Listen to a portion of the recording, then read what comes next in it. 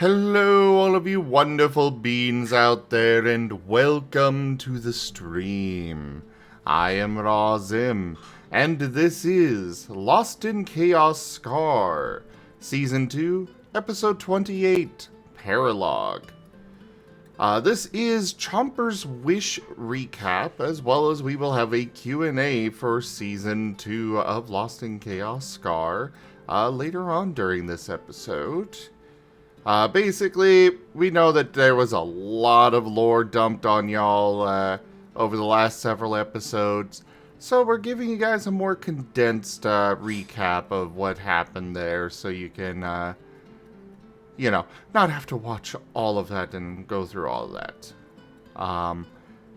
But yeah, we'll go ahead and turn it over to Enja, the storyteller, who's going to be telling you all of that stuff for the recap and regaling you with the tale. Yes. Go ahead, Enja. Hello and good day. I'll be your storyteller and recapper for this evening, Enja Lumerias.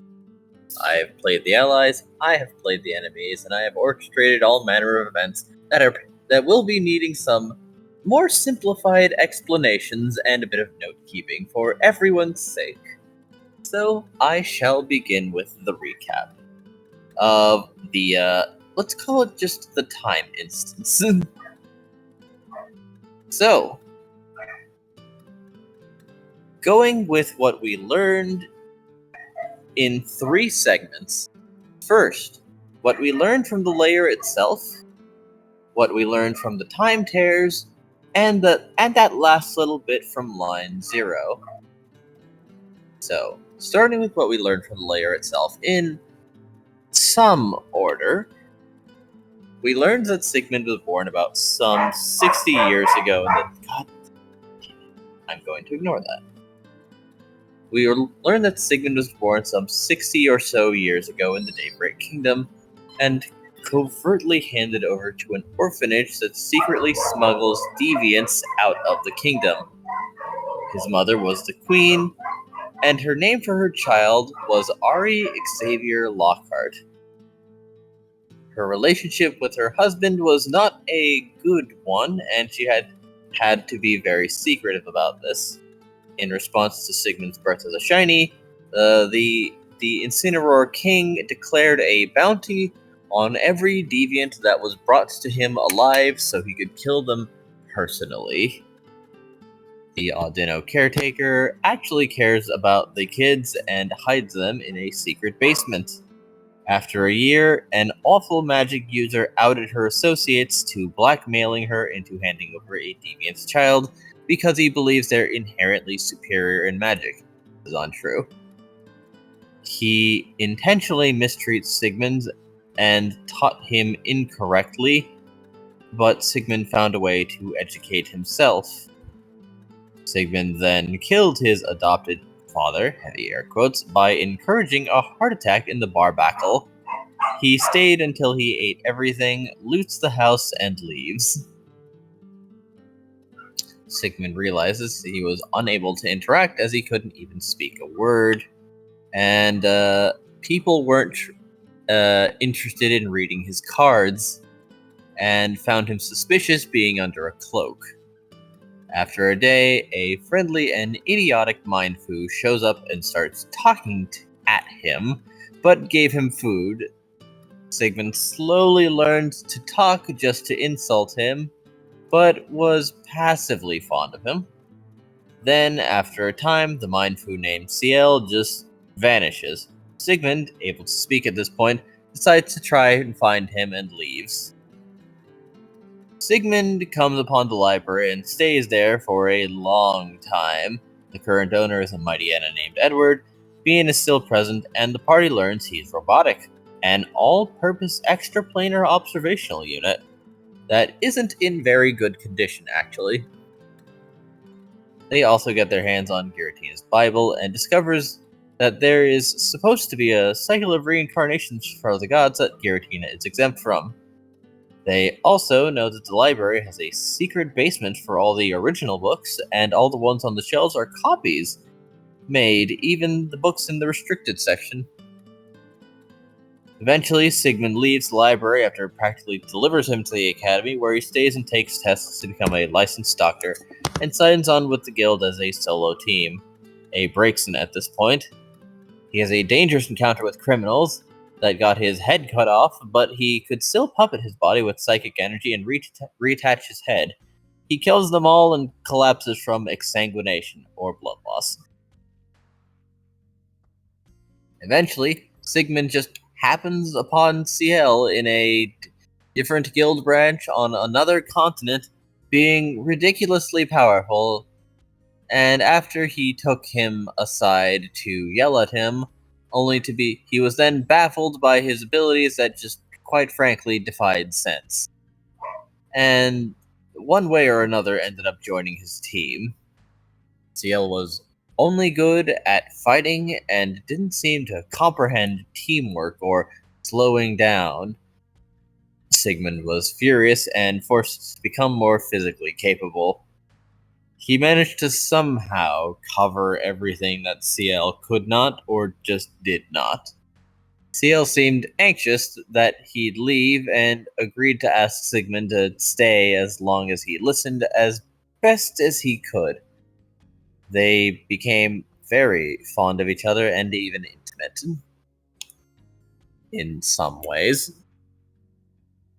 CL took him to the desolate mountain where he met his secret friend at the top, Tree, and Sigmund's mind was practically fracturing.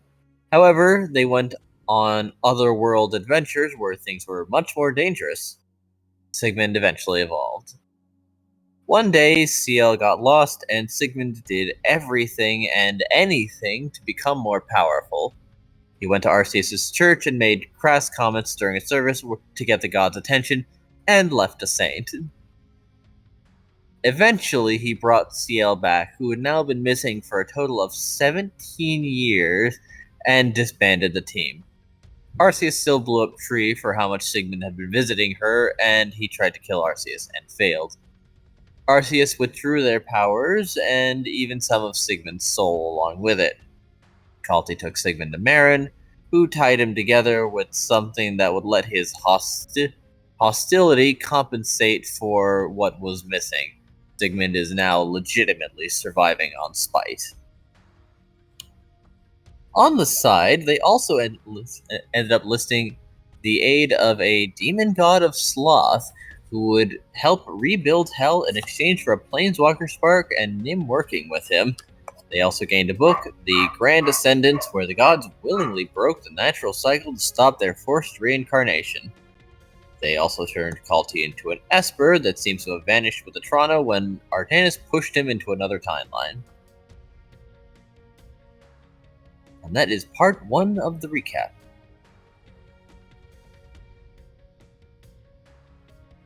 Part 2 of the recap, what we learned from the Time Tears.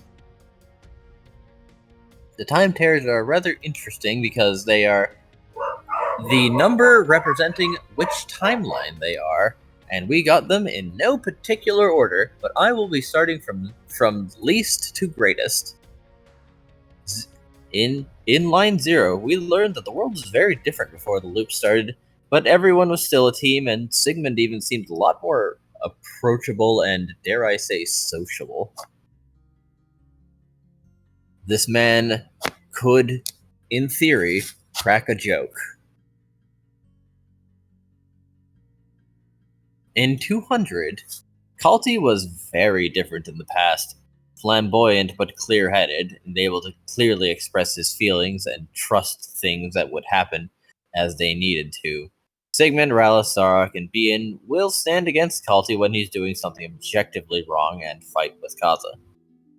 In 712, Noah is very vulnerable to peer pressure, and Sigmund will take drastic measures to get him to calm down, to get more time to find a better way. In 1365, Sigmund is very intelligent in a lot of ways, and knows that CL's stances and tactics don't work for Kaza and helps correct them. In 2246, CL snaps at Kalti for letting them go somewhere that could have gotten them killed very easily, and CL forcefully subdues him to calm him down. Kalti very urgently tells him not to come back here in subsequent loops after their first adventure.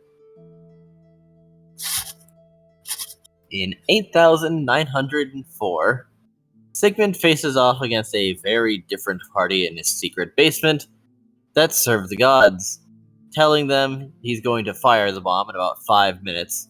Ed tells him he doesn't give a shit about this world, he wants to get Alex and go home.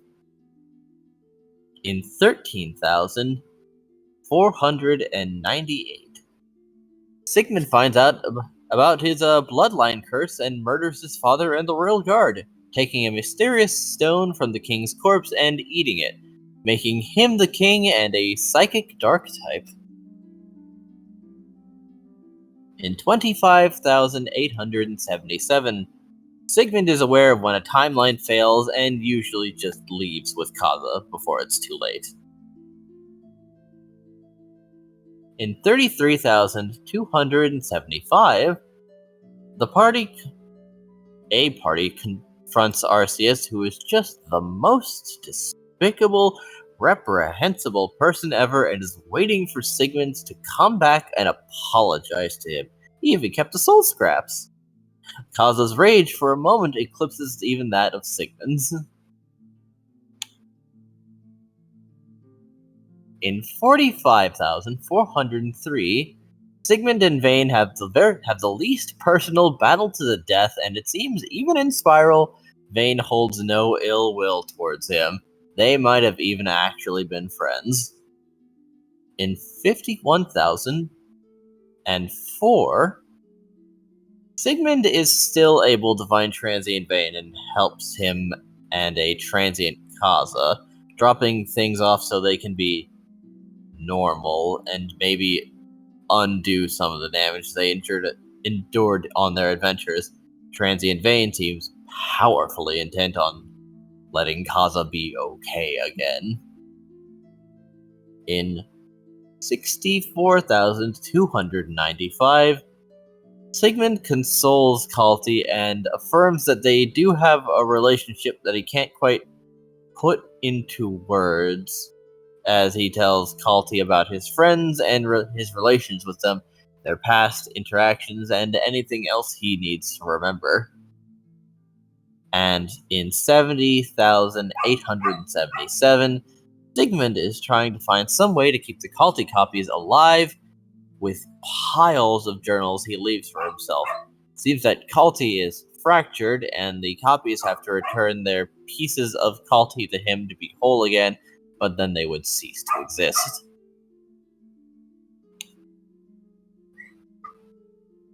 And lastly, part 3 of the recap, the Line 0 Sigmund. In the frozen world before the time loops, Sigmund is waiting outside Temporal Tower that has been bound in chains. He can see through the currently active timelines, so he's aware of what's up and is happy to answer questions. He has also stolen and recreated the god's powers to perfectly optimize his own skill set and become a deity in his own right superior to them. Each chain covering the tower is a separate, looped timeline that he is able to interact with to a degree and remove items from inside them. He is also the leader of the Dungeon Merchants, who were a former civilization before the gods destroyed Hell and decided to purge the world to cease recorded history of their wrongdoing. An inherently more magically inclined civilization, they decided to be proactive and cast a grand ritual to create the mystery dungeons and mysteriously vanish before their execution. He looked forward to testing the group, but now isn't the time. And that is the recap. I was certainly expecting it to be a bit longer. I tried to just condense it to the major points. Fair enough. Well, we're still waiting for people to pop in for the Q&A section, but If anybody Shall we- does... Yes. What was that? Shall we send an at them? Oh, I already did. Ah, fair enough.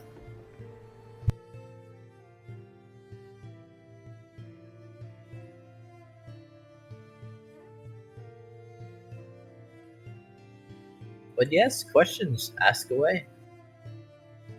Perhaps I can elaborate on some other points as well. All right, I got a couple seconds of being a vein brick in. I'll swap to the actual one now. Oh. Thank ya. I was just about to ask you to. But it was funny. I guess it's a really good thing that I wound up having that little emergency on the Discord with stuff. Because, yeah, I was expecting it to actually last the full hour instead, and, well, here we are right on time for the Q&A instead. Things will be as they will be. All things are ordained and will happen as they must.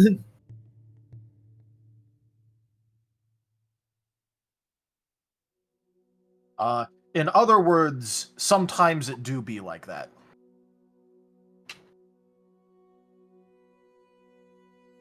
Forgive me, Zim, I've been secretly the DM of your life. I plotted this. Ah, yes, yes. Could you maybe do away with the whole medical arc? It's been done to death at this point. I understand this cliche, but there's a 2% chance that you will just become invincible. I don't like those odds. Rare. Power!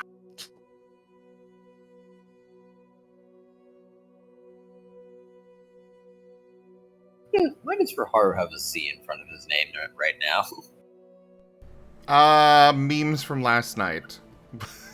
Oh. We were denying Mala the pause, and so I was putting, the reactive icons on my normal streams are in alphabetical order, so that way I was putting Raharu at my pause instead of Mala. I see. Oh, time to start looking at the chat.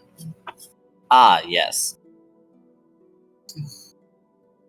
I see. Obviously, the Q&A is going to be about Vane's murder, then. Look at Candy Floss Mega's quote for the Q&A. Number 74, murder is how I sustain myself. From Mido, Squirrel got any more smithing plans or no? Yes. Squirrel has many smithing plans. Though the next one may not necessarily be actual smithing. He is rather interested in making himself some form of ranged weapon. So he'll probably be starting to learn some carpentry and such instead of just, well, probably not carpentry, but, woodworking. Oh no, he can learn to make a killer chair, Just in time for Shade cameo. Okay, somebody started calling me and then hung up. Fair enough. I got like 7 scam calls at work today.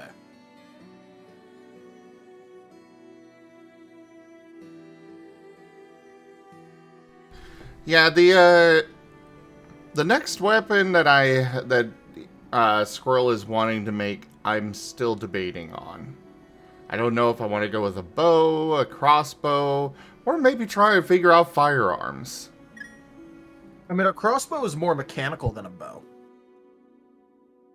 Yeah, he's probably leaning more towards a crossbow. Because just, it's him, and he goes for sometimes the most complicated option. Well, it's also, technically speaking, the best, so that way, like... Because, it ain't exactly like he can use things to properly brace himself for a shot in, like, the air. If he is using his wings or something. While maintaining any amount of mobility.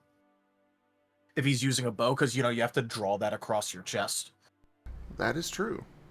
So a crossbow he could just like, have loaded already and have like, bolt catch so that way it doesn't like fall out or something. And then just like, grab it, aim it, fire it. It'll probably be a pair of hand crossbows, considering it's him. Yeah. I mean, that makes sense. So long as it's not something like a windlass.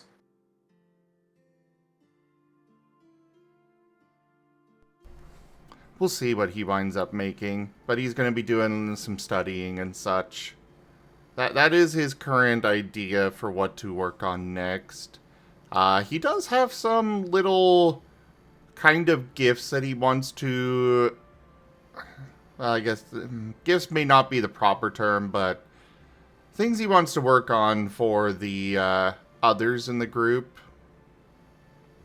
Like, one I will say is he wants to make some metal feathers for Vane. Oh, that'd be neat.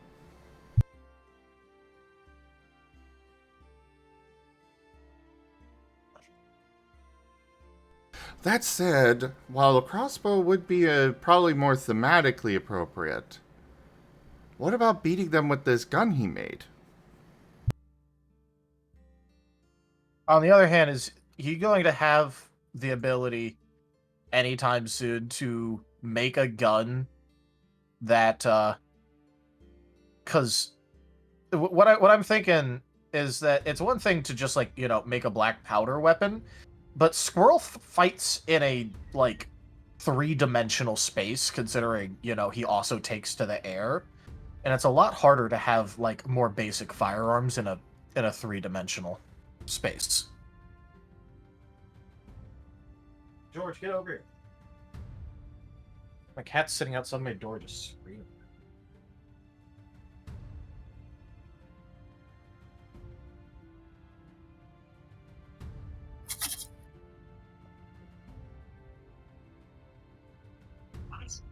Alright, we have temporarily obtained the George. If you hear meowing, that is George. We have gained a Scruff. Ooh. Yes, I know. That would be a Stymphalian bird thing.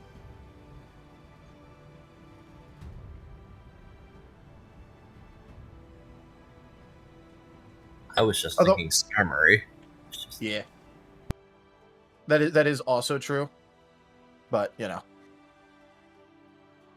was also considering eventually getting him, like, metal talons to put on. You have indeed gained a Scruff, but I am inhaling food, so I am muted.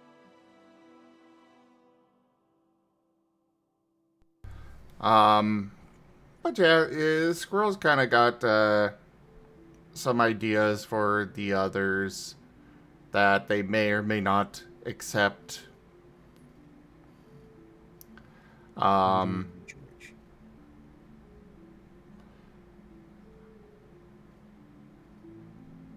With this, it's kind of like he feels like pulling feathers out to throw them at people would be painful, which is why he wants to make the reusable metal feathers. To be fair, Vane summons feathers. Unless he's overdoing it. Then he starts using his own feathers. Yeah, but Squirrel doesn't know that. That's fair. He's going off the assumption that Vane is just, ripping his feathers out to use them as a weapon, and he's like, that seems painful. Let's give him an artificial option. Yeah, he has one move where he does just genuinely use his own feathers, and that's like an AoE shooting feathers all around him. Also, that's the one that costs him, like, multiple health just to use. Because he is absolutely not doing things like he should.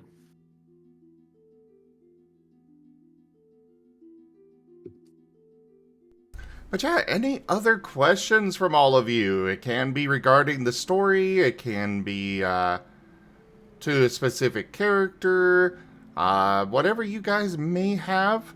Though obviously we do reserve the right to say wait and see or something along those lines. I did clip most mention of Artanis and the Toronto, As technically they didn't do anything particularly plot relevant, but there were certainly scenes between characters that were technically omitted just for the sake of sheer plot, because most characters can generally remember their own scenes, like between Aquarelle and Squirrel.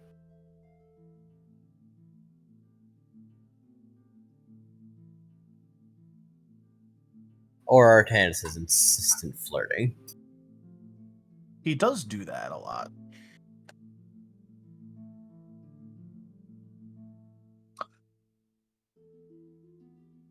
Oh, Brian, now that is a loaded question. He asked, how do all the characters feel about each other now that some chaos has happened? Oh, I think we need everyone here, and Yeah, I was about to say.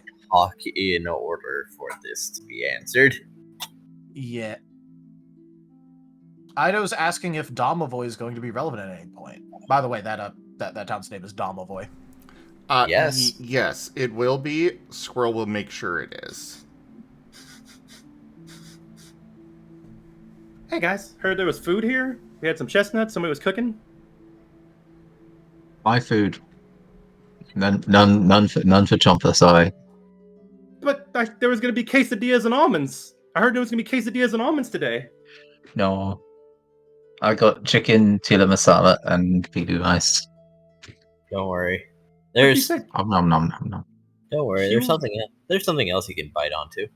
Q&A, right? Quesadilla and almonds. Artanis. Really, Brian? You're That's- playing the Curse of Chestnuts card? You realize this isn't an actual session, right? Wait, so we're not having quesadilla and almonds? I think he just wanted to give Chomper a chestnut. No. Okay, no, for real. Hey, what's up, everybody? I just got out of work, and I'm here for the Q&A, if that's what we're doing, right? You're Yes, having we are doing questions in Q&A. Artanis. Alrighty.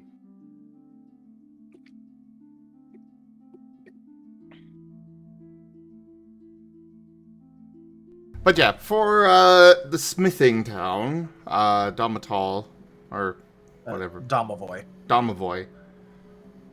I'm sorry, but I'm in multiple tabletop games, and there's Domitolavar and Domovoy.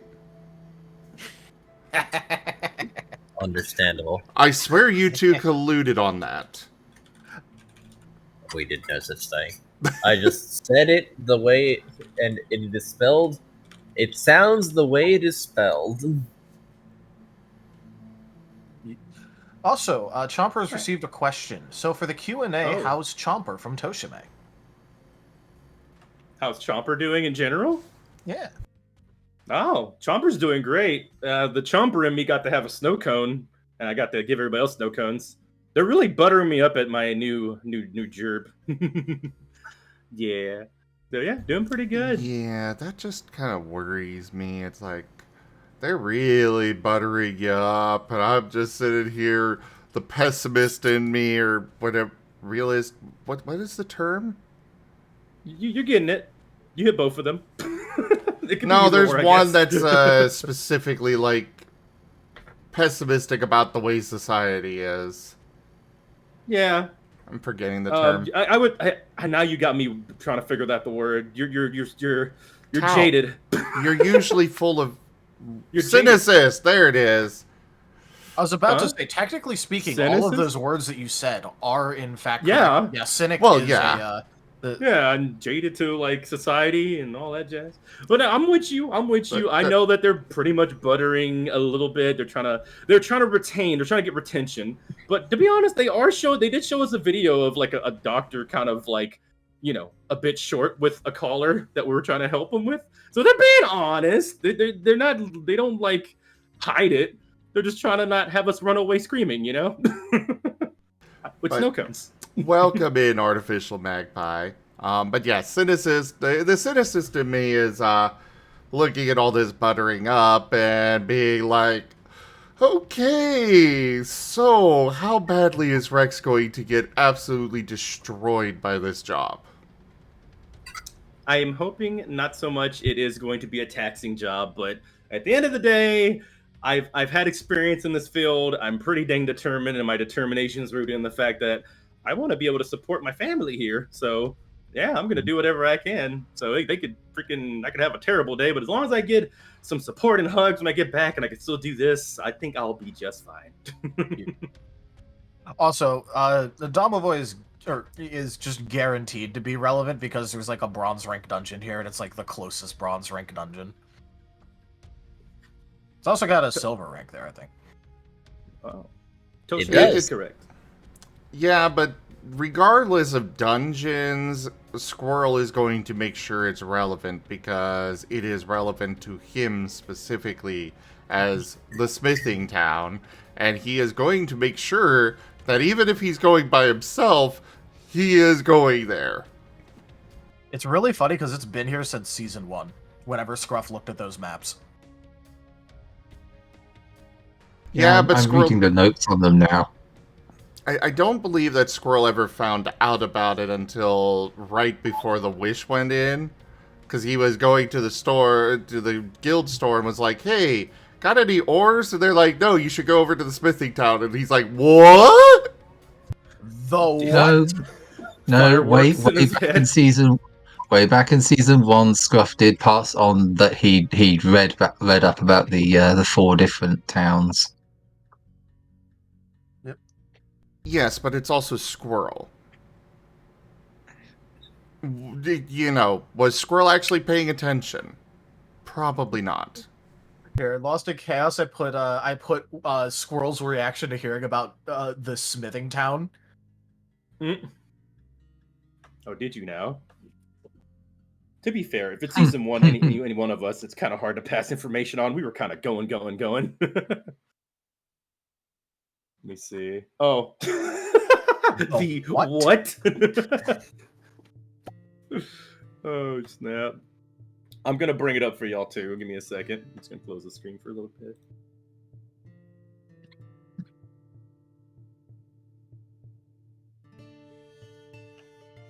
Oh boy. The what? Here you I go, y'all. really do not like Tenor as a site. Tenora?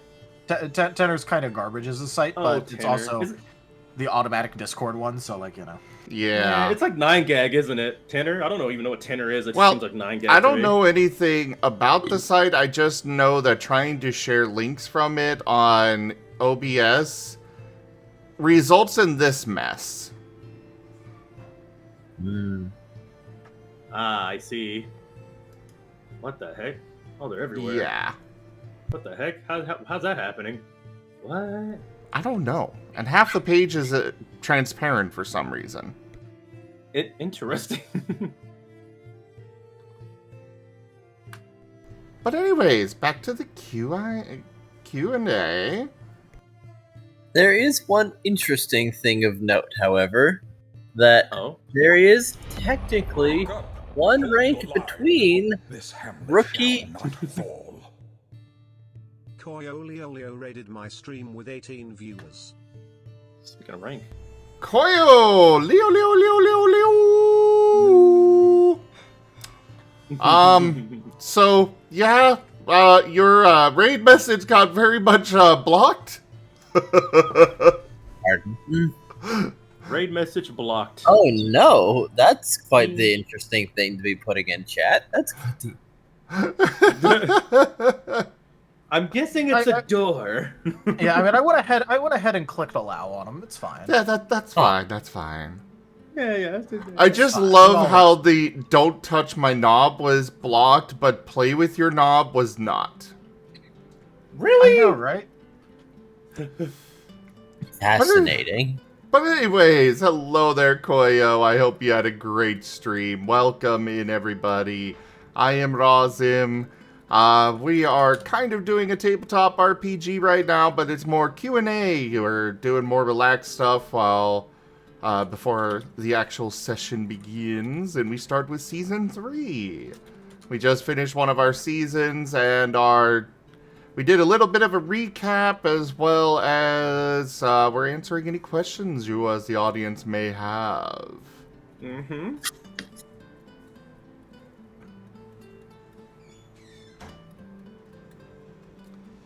But yeah, welcome in, Minty. Hello there, Koyo. Hey, Thanos. Hello there, Elena.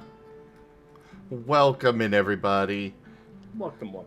Yeah, we're going to be doing a Pokemon tabletop RPG here in a little bit, so it's going to be a great time. I hope you all enjoy. Do make sure you all hit that follow button. And for those already here, go check out Koyo. I know they do some great art, and I know you all love art. Oh, they're doing a fantasy tavern thing. Ooh. Ooh, neat. Tiny. I am all for fantasy tavern type games. Let me go. I'll go add that to my wish list real quick. Ah, yes, the Red Dragon Inn. Ah, yes. But yeah, Oh, there that's a fun is in fact a rank between rookie and bronze called normal rank. Rookie is basically like a training rank, and normal is normal. Yeah, which is why, like when Altvig came over, one of the first things he went is, "Why are you guys a rookie rank team?" Which means that to go into the bronze rank teams, you're going to have to need to rank up. Maybe Or have a- twice. Or have a supervisor. True. Maybe someone who's already ranked up that could help us out ranking up. Who knows? Who knows? Yeah, but before we could actually go for ranking up and such, we probably should get the actual team back together. Oh yeah. Well, don't worry about that, because now that Altvig's here, one of the first things he's doing is, okay, everyone involved with this situation, gather now. Everyone get into the kitchen and stay in the kitchen this time. He knows who Scruff is, so he was just planning on using Scruff to basically be like, find everyone else involved with this right now. That's probably the smartest Because- way to do it. Because Scruff has smell sense, so. And Scruff would be the one that's be hiding, so having him look and then find everybody, you solved that issue. Well, Scruff's right in front of him. For now. Until he's in a cupboard somewhere. I mean, the list of people who are with him right now is Wade, Scruff, Chomper, and Artanis. I don't think Kaza's with them. Because I don't remember Kaza being at the breakfast. I don't think he was. Yeah, I don't think he was. I think it was Wade, Chomper, Scruff, and Artanis. Archana would have been there, but he just got yeeted into a different timeline. Yep. So the way this is working is people in the chat are just asking away different questions, just in chat, and we just pick them. Well, generally we'll try to answer all of them, but we do reserve the right to, say, tune in and find out. VX spoiler questions, but feel free to ask questions. Yeah, that'd be dope. Questions about the see. character, commentary questions. Either did ask, well, on the topic No. of dungeons, how's the group feeling on ranking up? Well, Everton. I can tell Chomper would like that.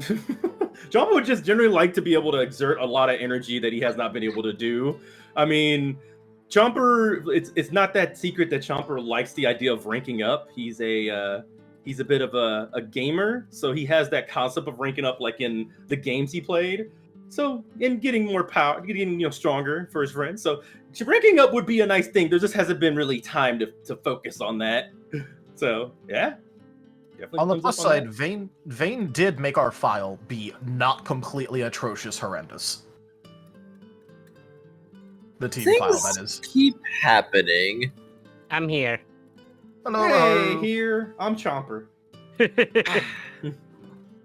I like that joke. People do it to me all the time. How is everybody? Pretty good. Just got here. Hi, Just Era. inhaled Hey, dinner Era. and got a drink. Hi, Era. So, ready. Also, Bears, it doesn't matter that Kaza's ranked up a few times because he currently is on a rookie rank team. So Yeah. he accepted a demotion to join our team.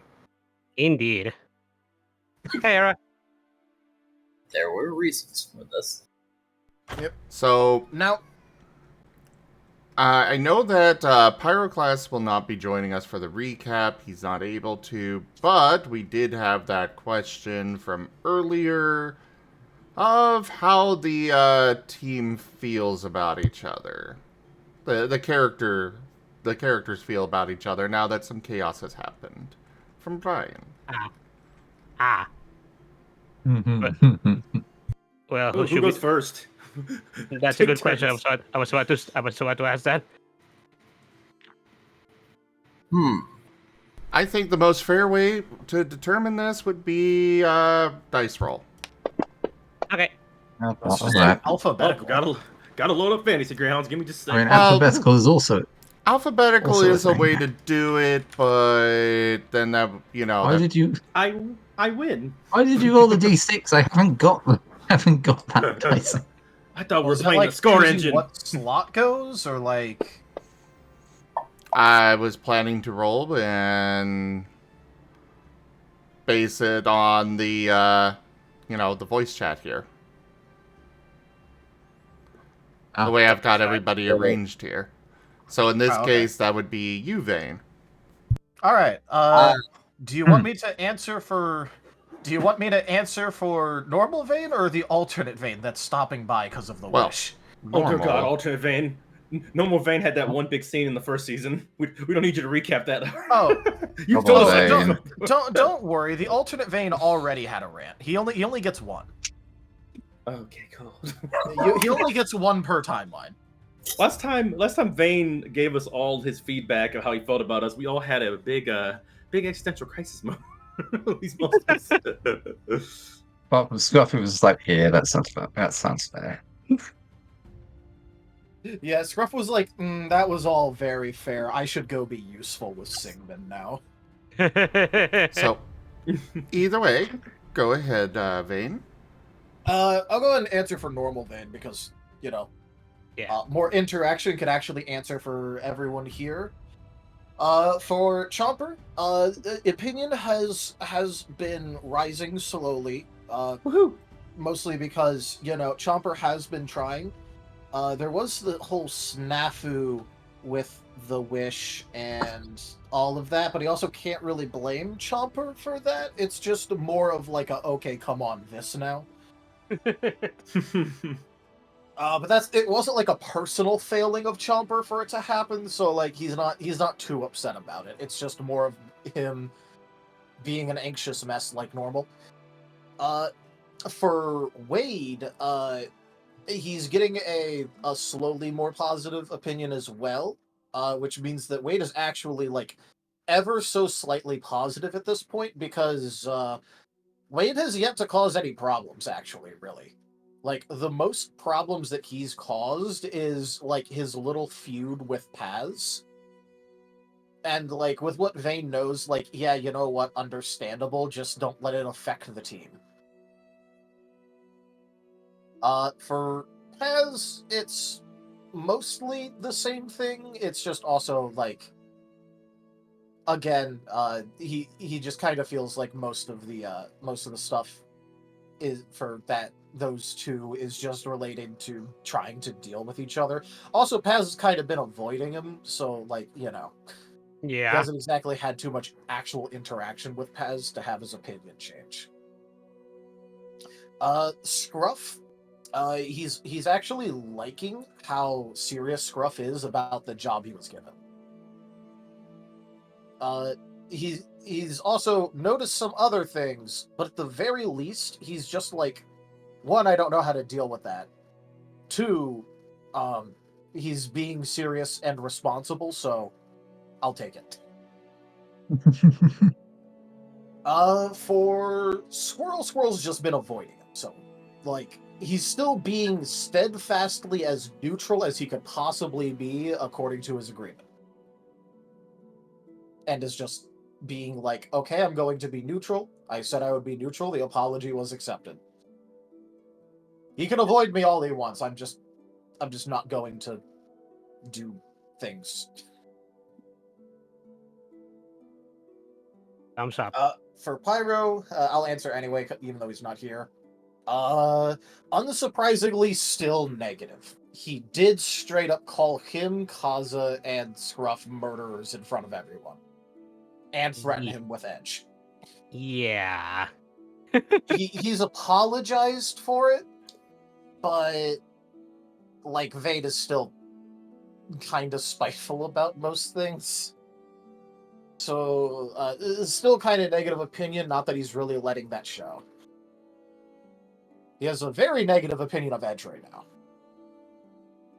Because Edge keeps hiding information, and I think you all know what Vade feels about hiding information. I was gonna say, I think everybody's got a negative opinion of Edge. Yeah. Yeah. Yeah. Scruff has no strong feelings either way. What's your opinion on Elva? Okay, so you want the other people. Elva is like kinda useful, but also, you know, he's kind of viewing Elva as like someone that doesn't really have a lot of will to actually see things through and get things done that need to be done. It's not to say that Elva's like a bad person or like someone that he actively dislikes, but you know. Yeah, I can see why he'd think that. Honestly, that's fair. Yeah, I remember like a while ago I sent you a thing about Vane's opinion of Elva, like, you know, just like an example of his like what I mean when he says he's like profiling people. Yeah. And it's basically still just the same as that. Fair enough. Where Yeah, it's like he's an academic above all else and doesn't have, you know. Yeah, that's spot on, honestly. Yeah. Well, next up would be Kaza. Oh. Okay. Now, Kaza is a bit of a tumultuous case. Because, unfortunately, he did not come into the time instance, so he has had very little interaction with the people that have come back. But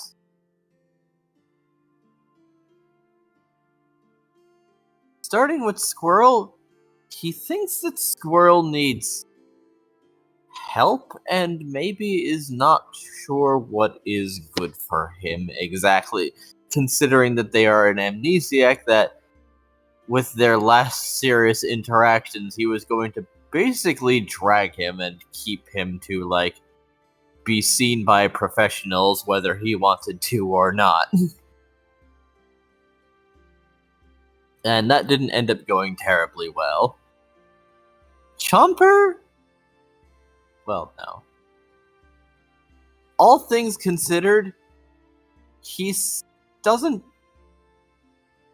know quite how he feels about Squirrel, but he doesn't think that they're a bad person. They're just maybe overwhelmed and extremely confused. As for Chomper, Chomper is a very nice person, but they're also very thoughtless. So he's just decided he's going to listen and wait and let them do their thing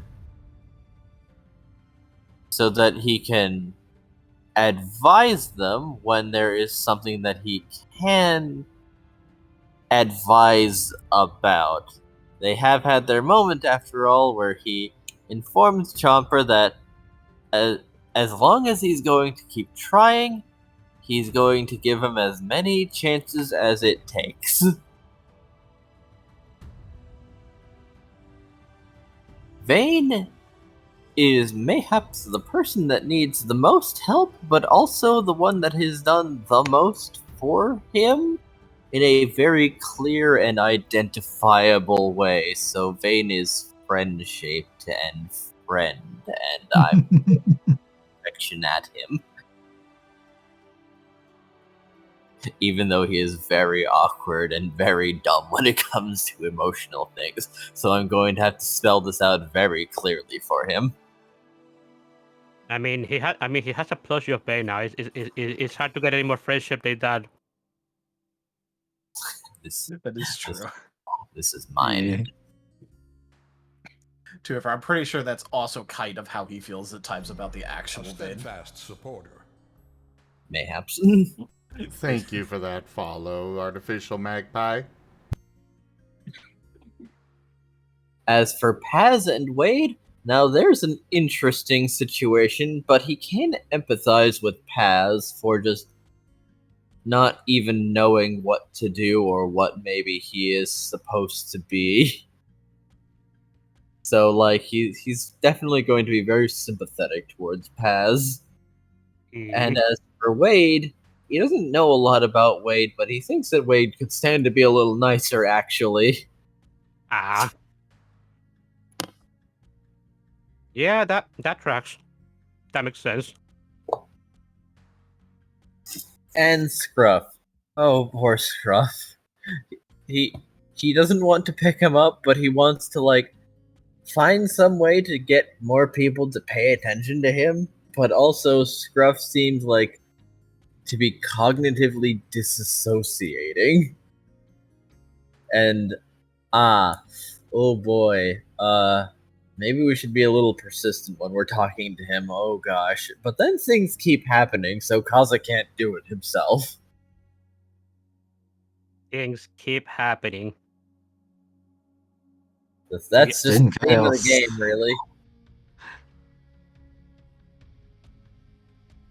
So, he doesn't have much of an opinion on Elva or Pyro, because they were just brought here, so he hasn't had a lot of time to interact with them, but they came back with Squirrel, so... interesting. To be fair, he did have an interaction with Pyro. Oh yeah, that one.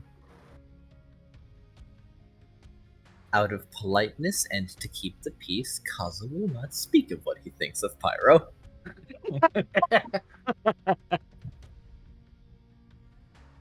But a lake might be involved, and many stones. So I went ahead and put something in lick. It's not like a meme or anything. It was just more me.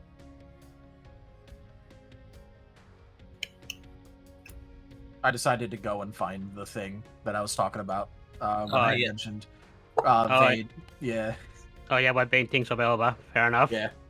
Just to point out, like, yeah, this happened like a month and a half ago. Yeah. It was pretty spot on, all things considered.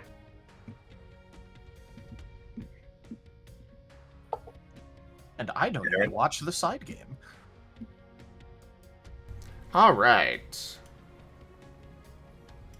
And then next up would be Chomper. Oh boy. Well, to abridge this a bit, everyone is friend-shaped. I guess except for the gods, I suppose. They're not all friend-shaped, but yeah.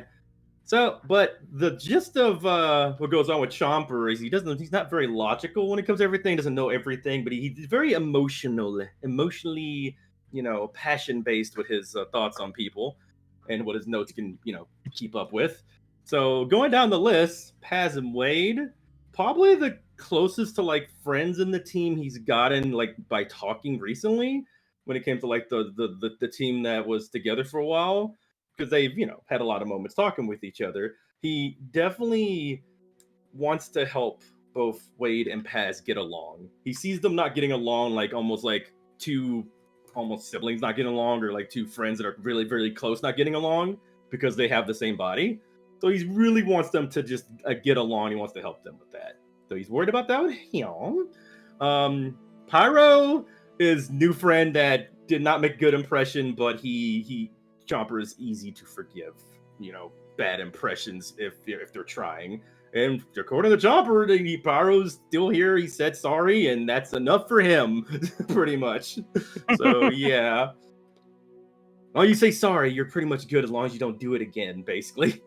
And for Scruff, this is like the key thing that ties a lot of his concerns with everybody is the parasite is uniquely tied with Scruff and him. He sees that as that trauma bond in a way. He's worried about what is going through Scruff's head. Even if he doesn't fully realize it, he kind of has a feeling it has to do with the things he's seen, with him taking care of everybody, with the medical stuff. To Chomper, that's probably why he's so, away from everybody and he's so focused on the and healing. Feels kind of mutual with that when he wants to keep everybody, safe, but he also gets worried about how Scruff is, kind of changes his mood so much, but he doesn't know how to approach it yet, but he wants to help. Squirrel feels like that loved one that went off to go do his own thing, like went to college or something, and finally came back. And he's actually looks up to him in that regard of like, oh wow, you look like you've handled yourself a bit better, but you also seem like you went through a lot too. But that's how he looks up to him. But also he is very much in a state of being ashamed, of being scared to talk to him because he feels bad about that one time. He felt like he didn't do enough. But yeah, he really wants to get back what they had and be like they were before. Very, very, basically like very close, like almost like becoming friends by just being both agents of chaos. But he's also changed a lot when it came to being an agent of chaos ever since that one time that Vane kind of got on everybody's, on everybody for doing that. And he's been trying to change and be better for the sake of for everyone, honestly, to be stronger so he doesn't cause anyone problems. But yeah, he wants to actually do something that will help Squirrel, but he doesn't know how to actually approach, and everything's been going so fast when it comes to other things that he hasn't really had the time or the courage to really have that conversation fully. As for Vane, Chomper is actually starting to know Vane more. Before, Chomper was in a state of he wanted just to straight up just say, I'm gonna fight your shadow if he does anything else, and he's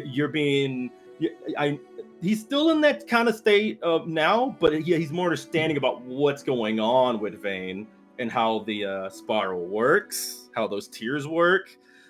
He still has that but he still has that part of the stance of you're compromised, but not in that word. Not in his. He would not use the word compromise, but Vane is basically not able to be himself and be who he is because he has that shadow kind of really getting into him, and it makes him, less able to understand emotions than he already is. But he feels that Vane does try his best to care for people, like do what he can to not hurt people, and be a part of the team and make sure his team is safe because responsibility or not, it still is a good person to be doing that. To Chomper, he's like he's a good person still. It's just he's going through a lot and spiral and all that. So still friend shape. Everybody's literally friend shape.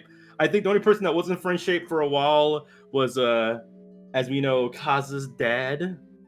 Min Xiao, yeah, Xiao. Yeah.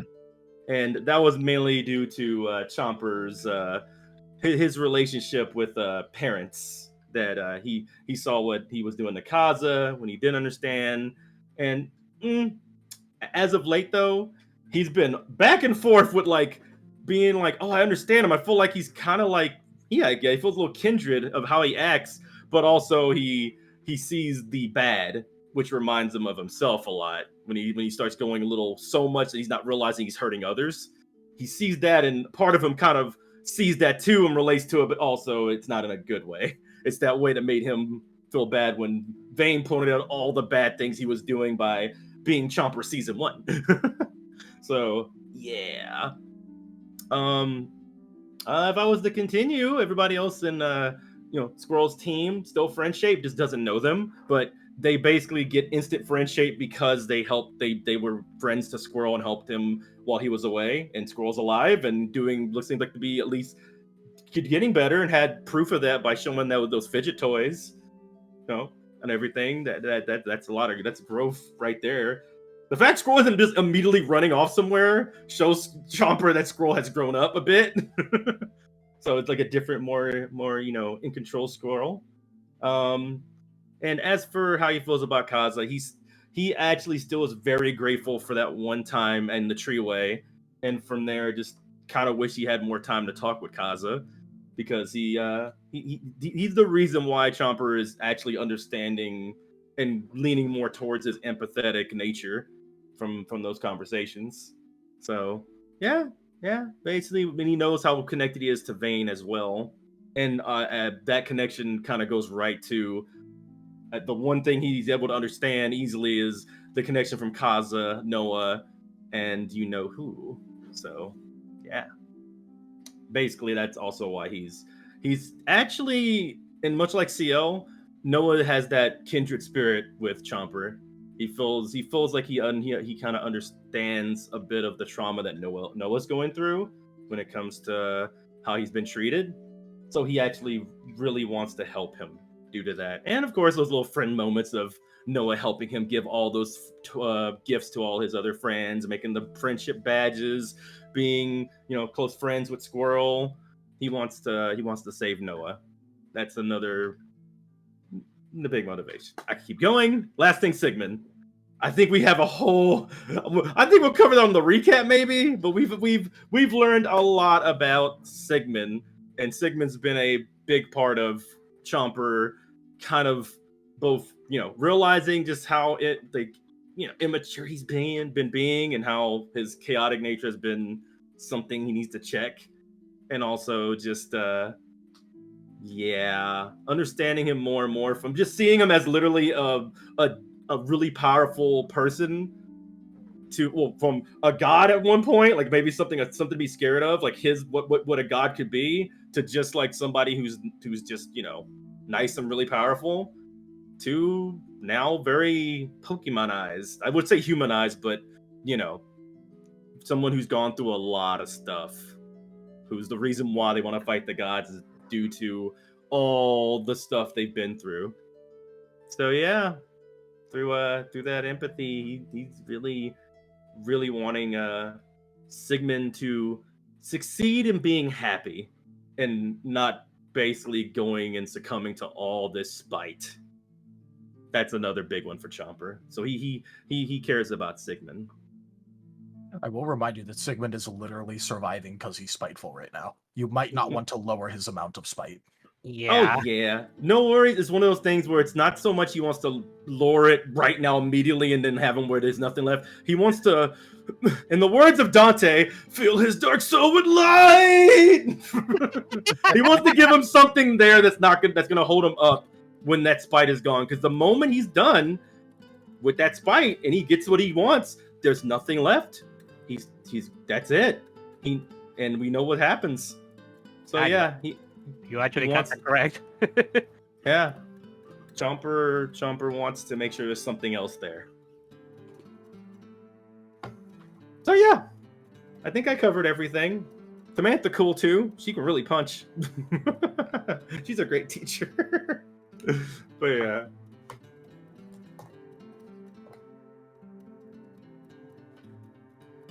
Okay.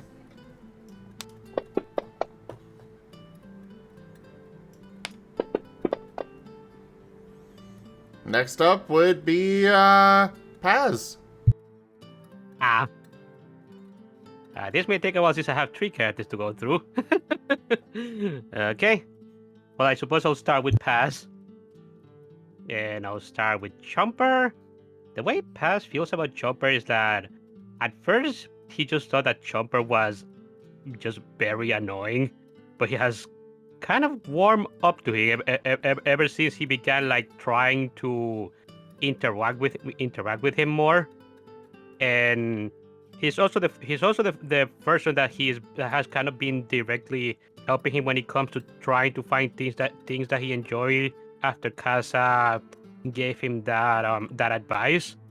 So Paz has slowly come to form some form of appreciation for Chomper. Kaza, Paz also kind of appreciates Kaza because of the advice that he gave him after he was pretty much lost and not entirely sure what to do. Yeah. he thinks the dude needs a little bit more self-confidence, but that's something that needs that will need to be worked on, since their confidence has kind of been shattered by circumstances beyond his control.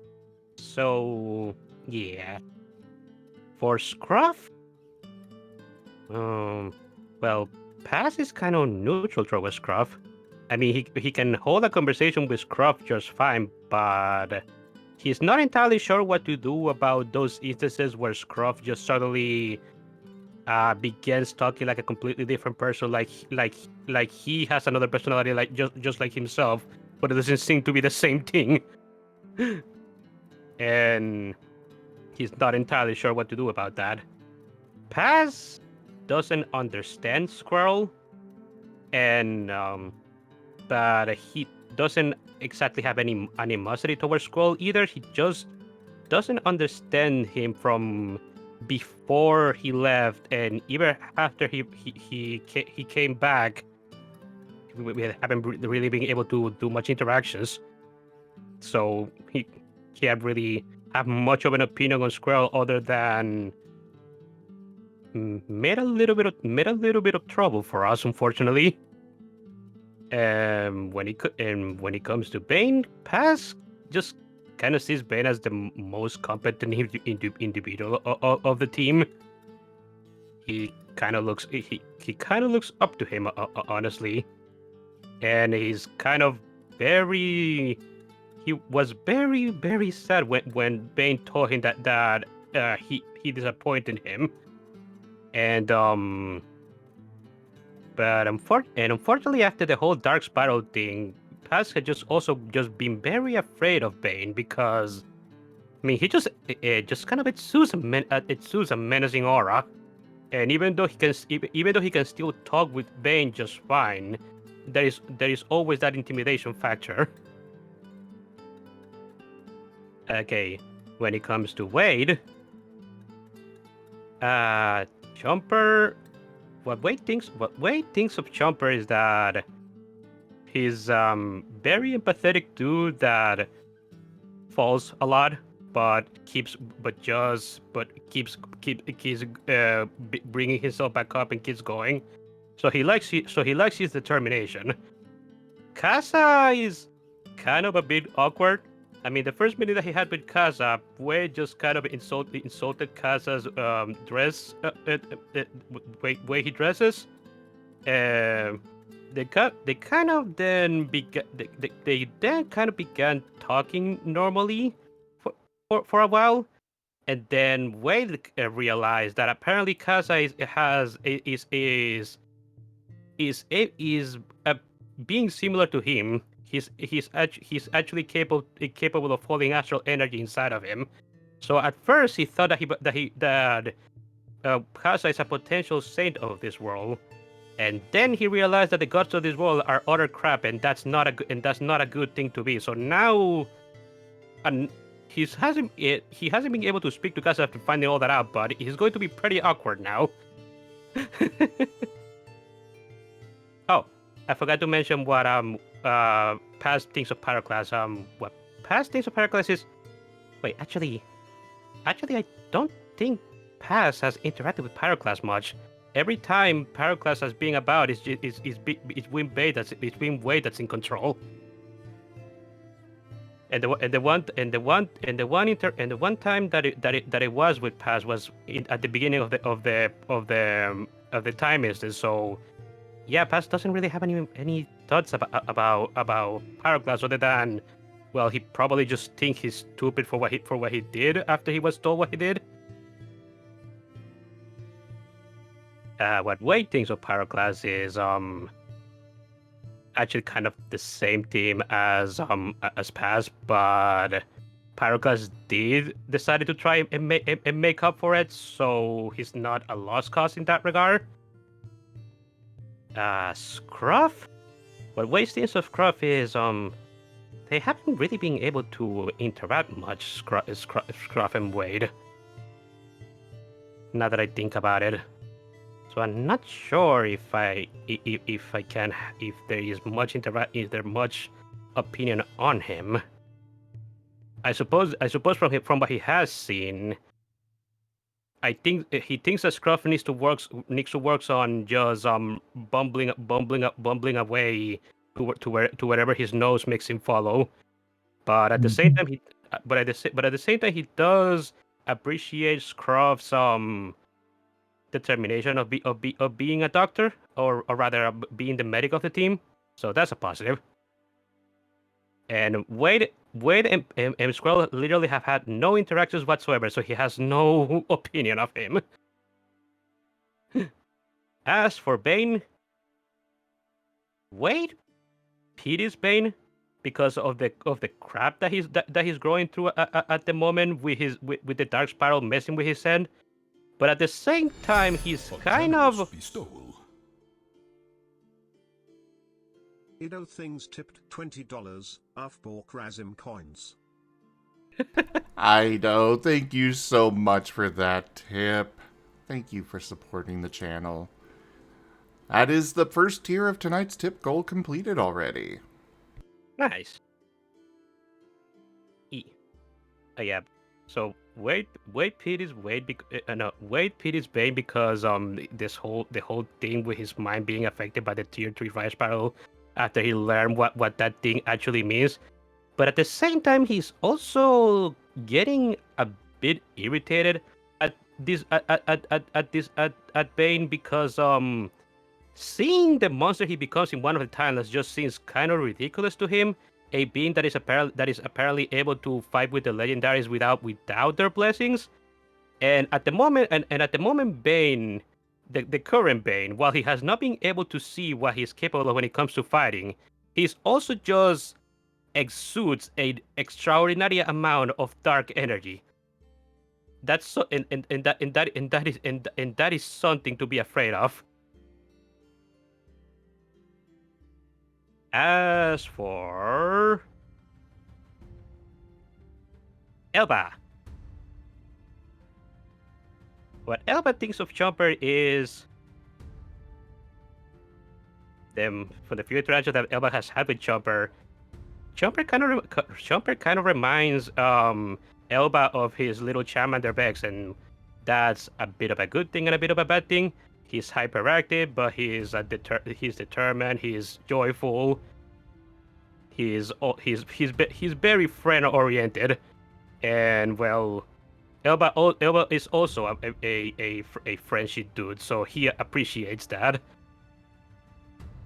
For Casa, I don't think Elba has had much interaction with Casa, unfortunately.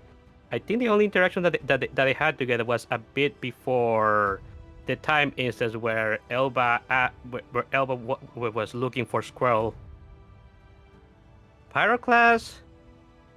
Well, Elba has been traveling with Pyroclast on the Thursday session, and he's a reliable dude. Gets a bit absent-minded. He's interested about his unique spiral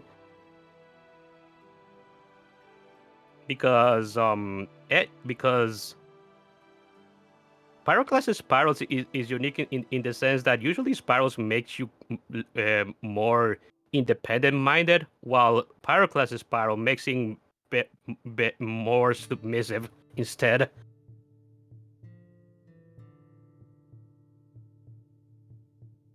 Elba doesn't like Edge for the amount of information he has concealed for Pyroclast for bad reasons. Bad Edge. Elba, not sure how much interactions Elba has had with Scruff, but he doesn't appreciate that he vigorously tried to give his child alcohol under his nose. Other than that, I suppose he's neutral towards Scruff. Elba has went with a whole adventure with Squirrel, and well, his opinion on Squirrel is that he's a boy that needs help, but that, well, he has personally been seeing him try to get better on the things that he has found that he has trouble with. When it comes to his concentration, his routine, his anger issues, he has things that he has been working on. So Elba feels like Squirrel is going in the right direction. as for Bane, Bane, well, much like Wade, Elba kind of pities Bane for going to tier 3 Dark Spiral and back, and at the moment he's just wrestling with that. But outside of that, Elba sees Bane as a bit of a fellow intellectual. Bane may not be an academic like him, but he's a very quick-witted individual. And Eva just kind of feels like if things were a bit less chaotic around these people, then maybe he could be more friendly towards Bane. But as it stands, Elba just been trying to be chill.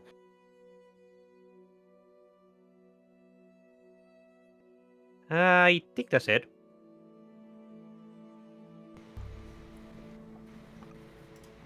All right.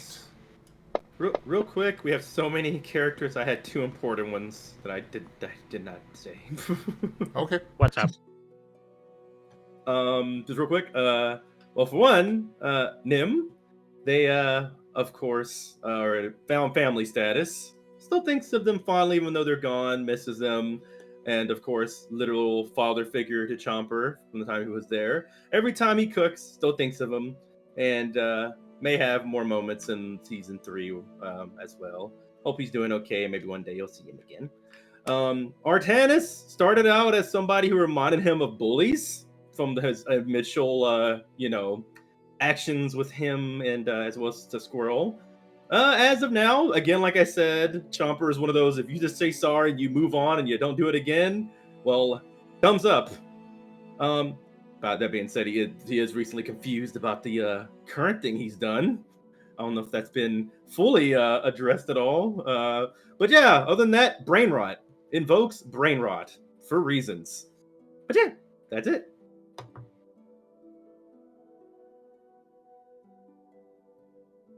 Artanis, big dude. So, have we gained a pirate? We have. Though you do need to change your icon. Ooh. Hi, Pyro. Hey, ghostly Pyro. Gummy Pyro. Gyro. Gyro. You're muted. Gyro. There you He's go. going in yellow Pyro at the moment. He's going to get a gyro. Mm-hmm. Welcome in. We've been talking about you. Yeah, the current thing is just what our characters think about each other. Chomper forgives you. Hug. The dogs forgive you too. Here's your treats. All right. Well, since he's here now, let's see who's up next. Okay, still Squirrel.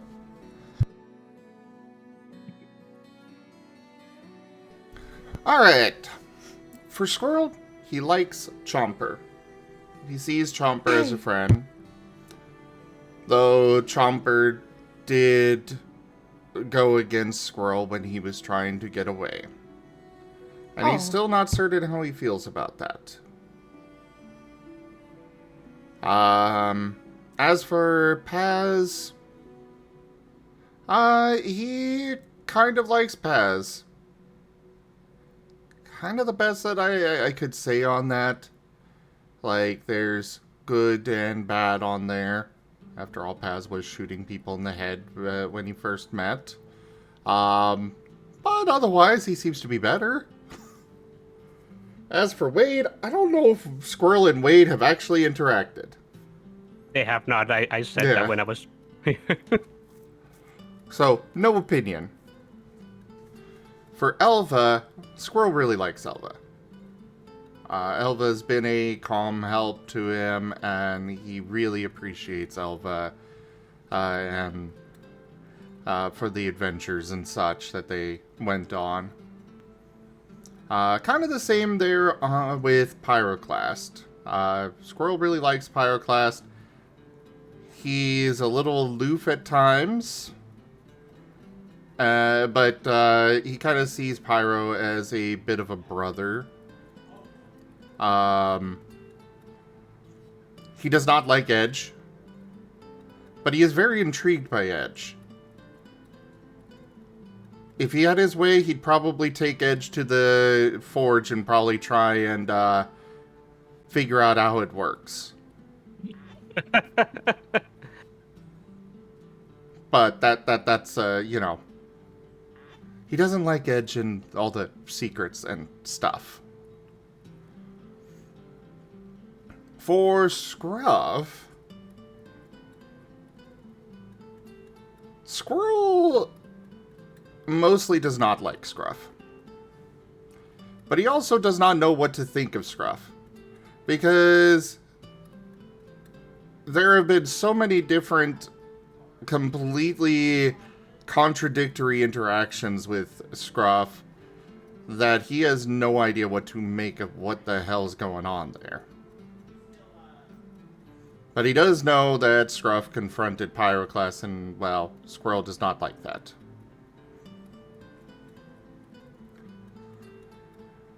As for Vane,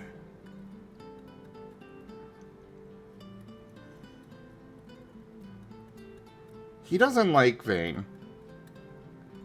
He sees Vane as a danger. Not just to himself, but the group as a whole.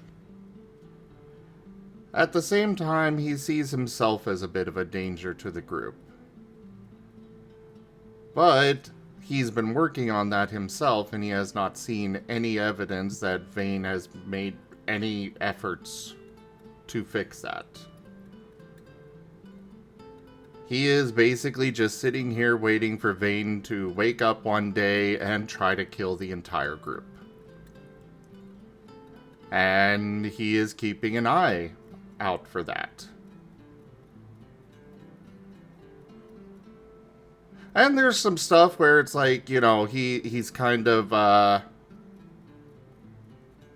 everything that seems to be unfolding in this world seems to have to do with Vane, and Squirrel's feeling like he's just kind of there for the ride, rather than making his own future, because, again, everything just has to do with Vane.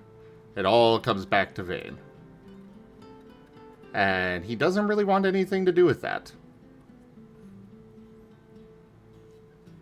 Let's see. Kaza. Very, very, very mixed feelings with Kaza. He likes Kaza, but Kaza also directly tried to stop him from leaving.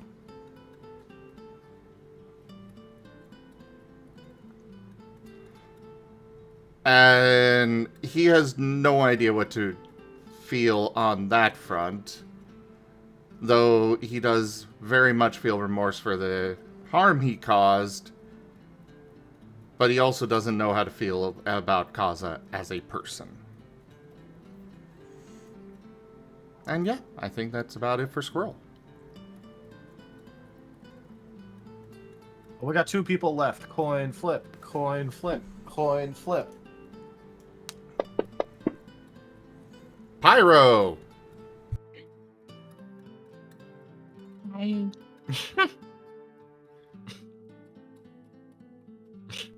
So what we're doing right now is sharing what our characters think of everybody else in the party. Because we're doing the Q&A. Which, by the way, chat, if you do have any other questions that we can get to after we're finished with this one, please ask. Yes.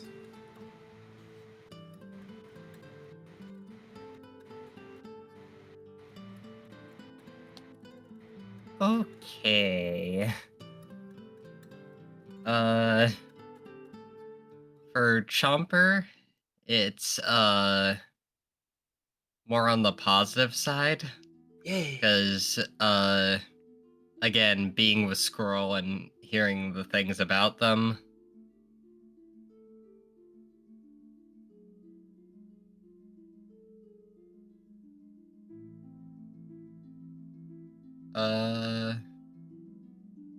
Has and Wade, it's kind of a on the better side, but still neutral because, again, I haven't really known them.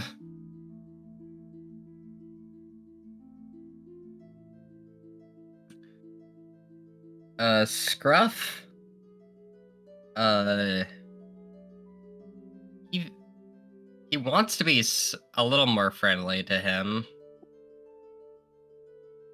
especially because he understands why Scruff did the thing he did with the confronting.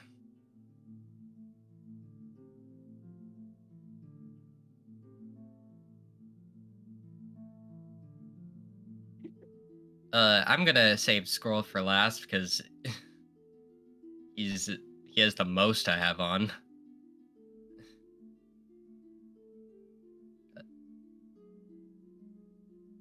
Also, I'm sorry. Bane. I just have to point out to what Rob said in the chat. I'm sorry. I just have to.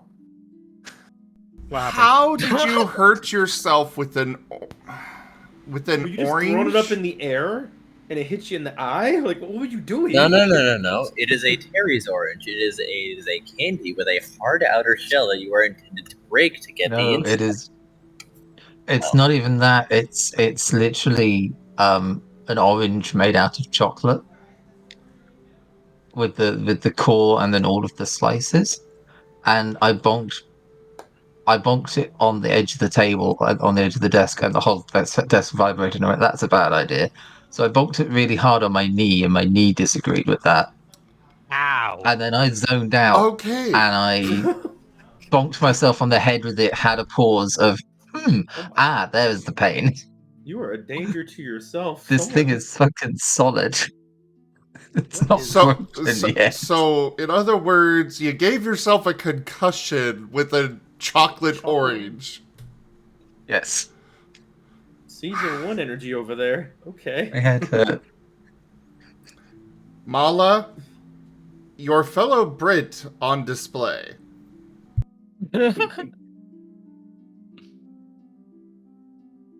New gag, scar item, chocolate orange. That's some high Alright. DPS on that orange. It's a depleted uranium ring all over.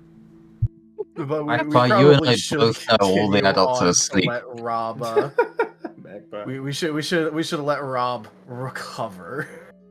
Do you need a fire hug? I got you. It might I help got you, make homie. this thing softer to break, honestly. Well. And yeah, Beerus is right. This is the normal ritual before eating a chocolate orange. Give yourself a brain damage, and then you get to enjoy a tasty treat. It's like you had it for the first time, every time. Yeah. Ow. Anywho, To be fair, derailed, what were we Magpie, our other main example of a Brit is Mala, or the Lord Beerus there. And yeah, we'll not get into that one. I mean, I have a friend, Snow the Fox, but he cusses a lot. That's all I know.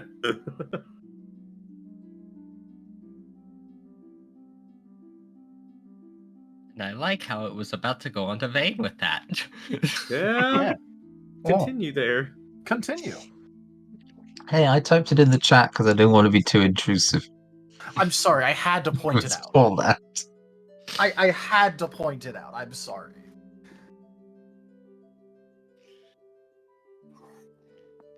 So, as for Vane, well,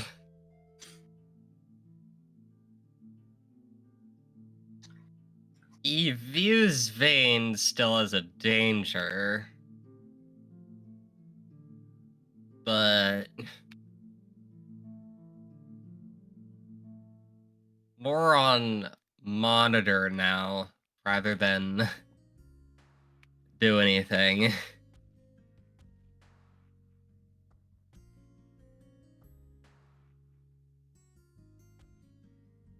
And he's just more like trying to just not make things worse on that front.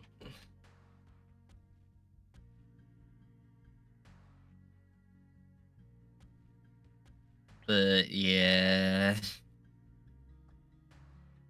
Pyro is not exactly a fan of Vane's behavior, but he doesn't really want to go poking. Poke.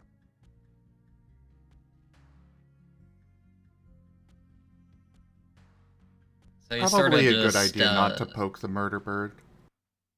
I mean, Yeah. physically poking him is a bad idea. Ash can attest to that. The one time, the one time he did it while he's in Spiral, Bane just let it say, "Don't touch me." Yeah, well, the problem is if he has the shadow, because the shadow will crush your hand for trying to touch him. Yeah.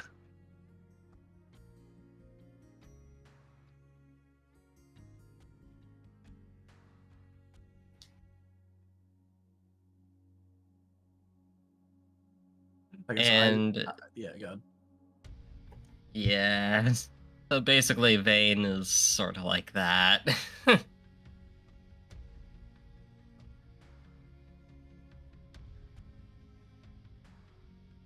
Although Eisen has asked a clarification question for you there, Pyro.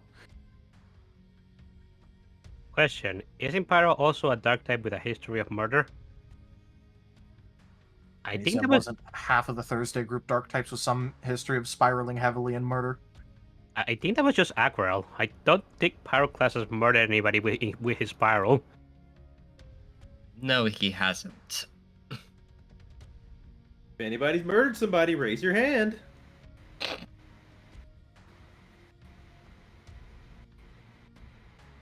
And even then, Death like, Note. Aquarel has... He recognizes it and manages it himself pretty well. Yeah, the thing with Pyrospiral is, more on the thinking side of things. So yeah. In that way, he goes into Spiral. He wants to stop thinking. Yep.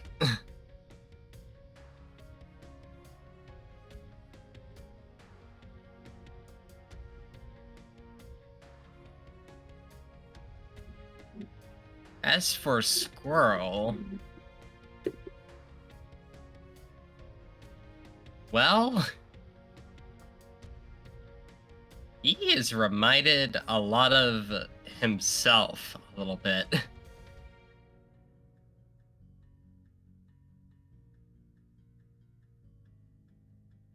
Because, to him, sort of Pyro meeting Squirrel, sort of,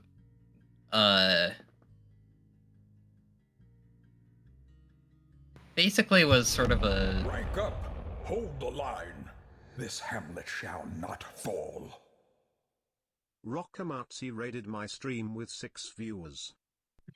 Hey there, Rocco! Thank you very much for that raid. Welcome in. How was your stream? You guys have come into our Q&A for our Lost in Chaos Scar campaign. It's one of our Pokemon tabletop RPGs. Currently, we're going through what the party thinks of each other.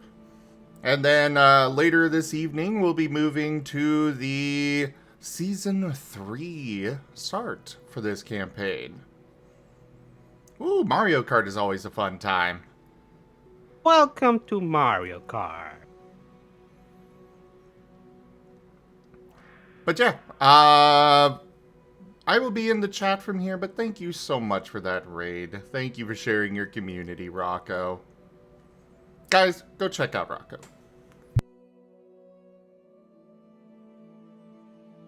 But yeah, sort of how, he's basically reminded of,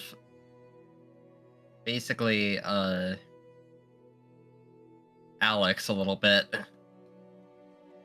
And how Alex helped him, so Pyro sort of is like, realizing, oh, so this is how Alex sort of felt when doing that a little bit.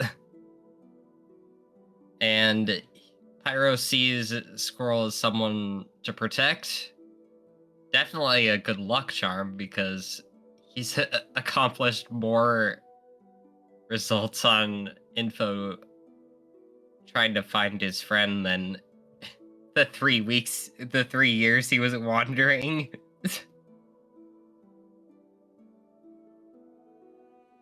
To be fair, I think that's likely because Edge was just making Pyro faff about. He pretty much admitted to that earlier in the time instance.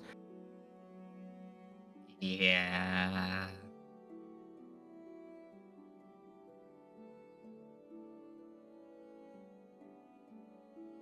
He wanted you to be fair. He had good intentions, but he didn't realize that you were on a bit of a time limit. Yeah, and there was no way he would have known about the time limit, but to be fair, he should have. He should have at least looked things up, especially given him.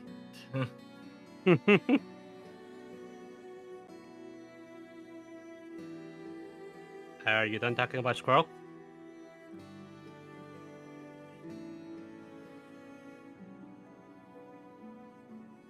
Gimund? I'm thinking.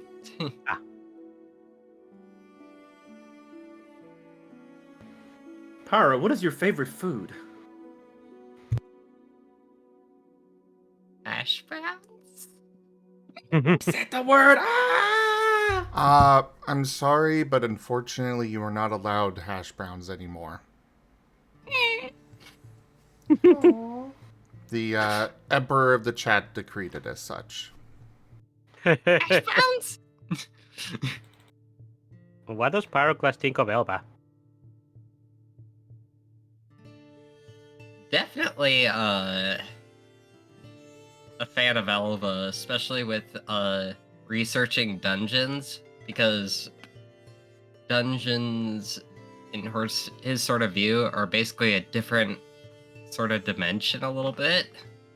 So, and that's his interest, so yeah. Yeah. Yeah. Elva is a researcher friend.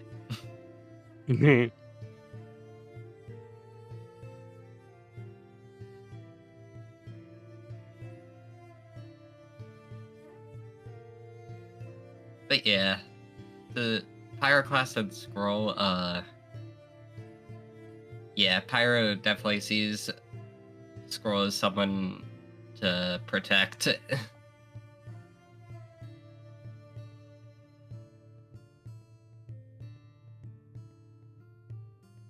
Yeah, I think that's it. Does Pyro has any opinion on Kaza? He hasn't really even met Kaza. I mean, Yeah. you met him enough to call him a murderer. Pointed a sword at him. But I didn't point the sword. He put his hand on the handle. I don't think he actually pointed the sword. No. He did threaten him with the sword, though. He was wielding the blade, katana style. Your emperor has returned. Thelord Beerus is the new emperor of the chat. They declare that hash browns are allowed once more. In fact, hash browns for all. All hail Emperor Thelord Beerus. The Emperor is dead! Long live the Emperor! Ah. Alright, well, let's do Scruff's opinion of people. Hash browns. Alright, Scruff, let's hear it. Hang on, orange. Hang on, orange. Orange, num num num num num. I see food is disrupting this already. I haven't even brought up chestnuts at all. Oh no, I just did. Crunch. Where to start? Which Scruff do we want? Rimble Scruff is very okay with literally everybody. Bibble Scruff does not mind.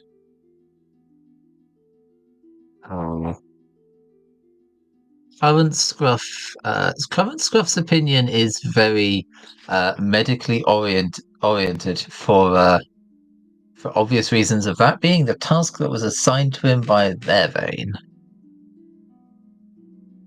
So,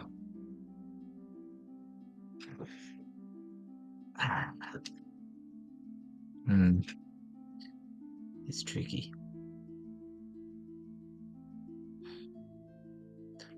Scruff's opinion of Lost in Chaos Vein is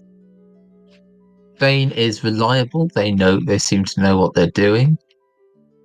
They also seem somewhat able to guide the fucking chaotic medley of a ship that we have through Lost in Chaos.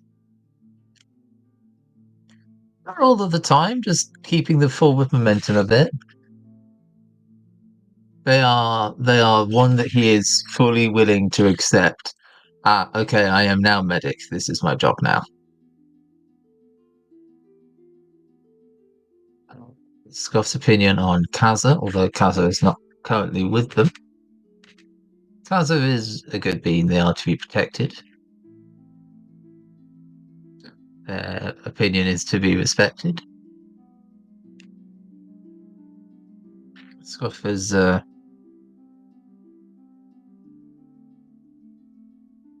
Scruff's not in the best headspace to have opinions on people outside of professional terms.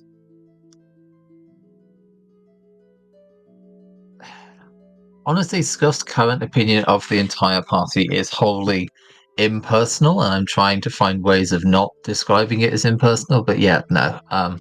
Scruff at the moment is fully focused on keeping track of people and being the team medic. Chomper is active. He is a danger to himself just because of the chestnut incident, and he's never forgetting that ever. Which chestnut incident? Yeah, was you like gotta be four specific. on day one alone. Yeah. All of them. The original chestnut incident, and then all the follow-ups. all of the follow-ups are just given like a there was dash like 1, 3 or dash 2, 4 dash 3, on dash 4, day dash 1 5. alone. Yeah, I know that's all of the follow-ups. The primary example, and then all of the follow-up evidence that just compounded it. Of even though he has now learned on that fact, he is a danger to himself that should be watched. It's the same. He hasn't seen Chomper crack the chestnut with his teeth and show when you know who came by. I think you only have the envision of Chomper smiling with bloody teeth, I guess. That one time it was really bad. Season 1. No, I remember.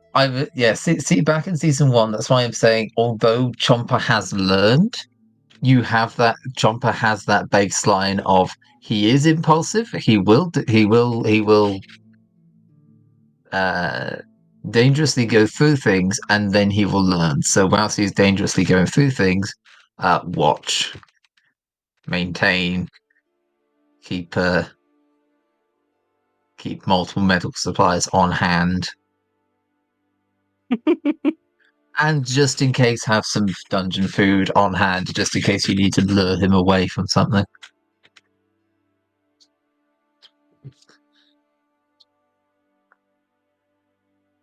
Again, Scruff's opinion on Vane, he seems reliable and seems very aware of everything going. Rather than saying everything that's going on, everything that could go wrong, and asking the smart questions, the questions that require brain power, which Scruff is admittedly very lacking in, especially at the moment. Hauser is still precious and needs to be protected, but hasn't been around much in season 3 since we fell into this time loop shenanigans. Opinions on Wade. Scruff does not from what little Scruff remembers, Scruff does not remember gods in a good light. The events of the gods of Nargonde aside, Scruff does not remember gods in a good light at all, because he remembers them. Therefore, they are wholly unimportant to him, clearly. And so Wade's insistent of there is good out there, there is this, that, and the other, completely dumbfounds Scruff. He has no idea how to deal with that way of thinking, so he just focuses on, okay, they seem to have, despite this, they seem to have a good head on their shoulders. Paz and Wade are definitely, they are members of the team. They fall under Scruff's umbrella of I am Team Chaos's medical person. I am the medic. Therefore, keep track of them, make sure they're healthy. Job done. Then we get to Team No Worry, where Scruff. Honestly, the fact that Vane had them sign the document, which then Scruff is looking after, that makes them temporary possible recruits to join Team Chaos, and therefore must be delivered along with the document to Kaza safely. That brings them loosely under his role of team medic. So yes, he might have disagreements with people, but currently he's bound by that duty of, okay, make sure they don't get injured, make sure they don't get lost, deliver them to Kaza. Deliver them and the document to Kaza. Scruff and Elva.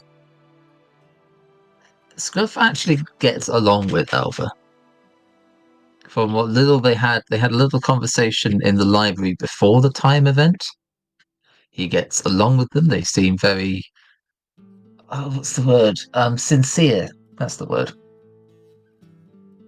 They're very sincere in their dealings and what they are trying to achieve, and they're very honest in wanting to have this.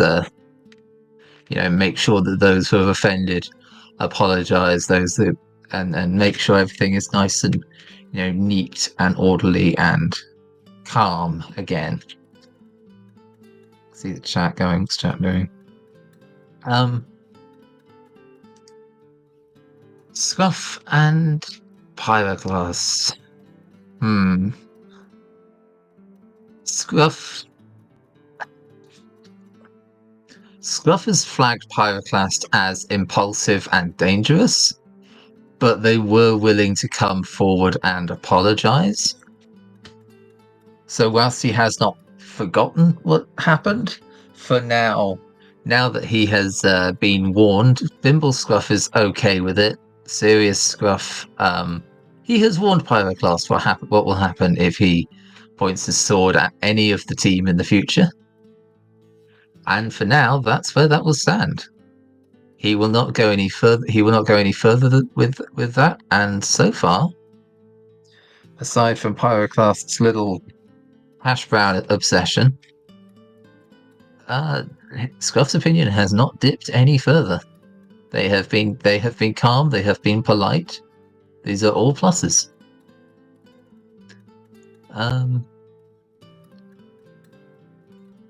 What else do we have? Aside from Squirrel, we had Acarel and You mean Marten? Verdant, yeah. So We're only really worrying about the main group, though. Yeah. I mean, they were there for a fair bit of it, but all right. He's Squirrel. Scruff has his own disagreement. Oh, That's his digi resetting. oh, did you hallway? I'm going to assume that was a hallway. Yeah. Scruff and Squirrel. Scruff has his own disagreements with Squirrel. Squirrel has proven himself to be impulsive at times, reckless in others, and outright dangerous in more ways than one. However, they have made the effort to apologize. They have been civil so far, despite getting in Scruff's way when he was trying to talk to just a calm discussion with Pyroclast.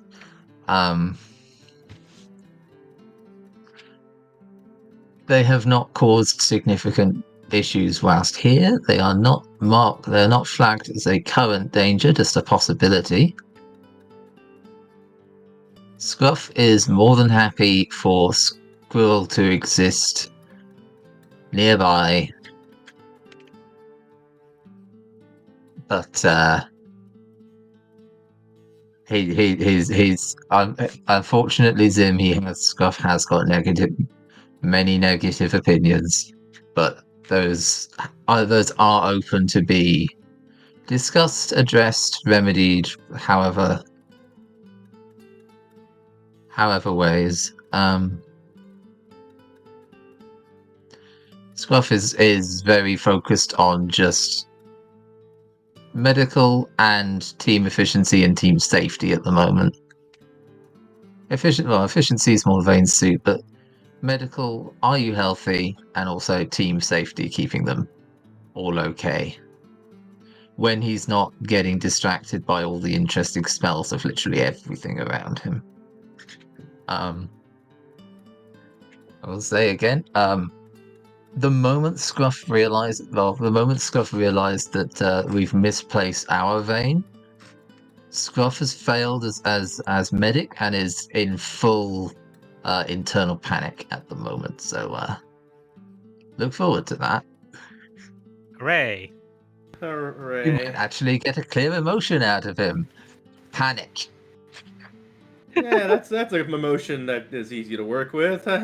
Yeah. I have a question when you're done. I think I've rambled brokenly enough that I have reached a stopping point before I just continue to burble. Okay, well, the question is, you said 2 Scruffs. You gave something Scruff and something Scruff. Could you repeat that again? Bimble Scruff, which is his general sort of zen state of zoned out and generally vibing with the world. Okay. Very instinctive, very just, he's vibing, but also, he's distracted easily by smells or sounds, not so much by sights. He can't see very much from down there.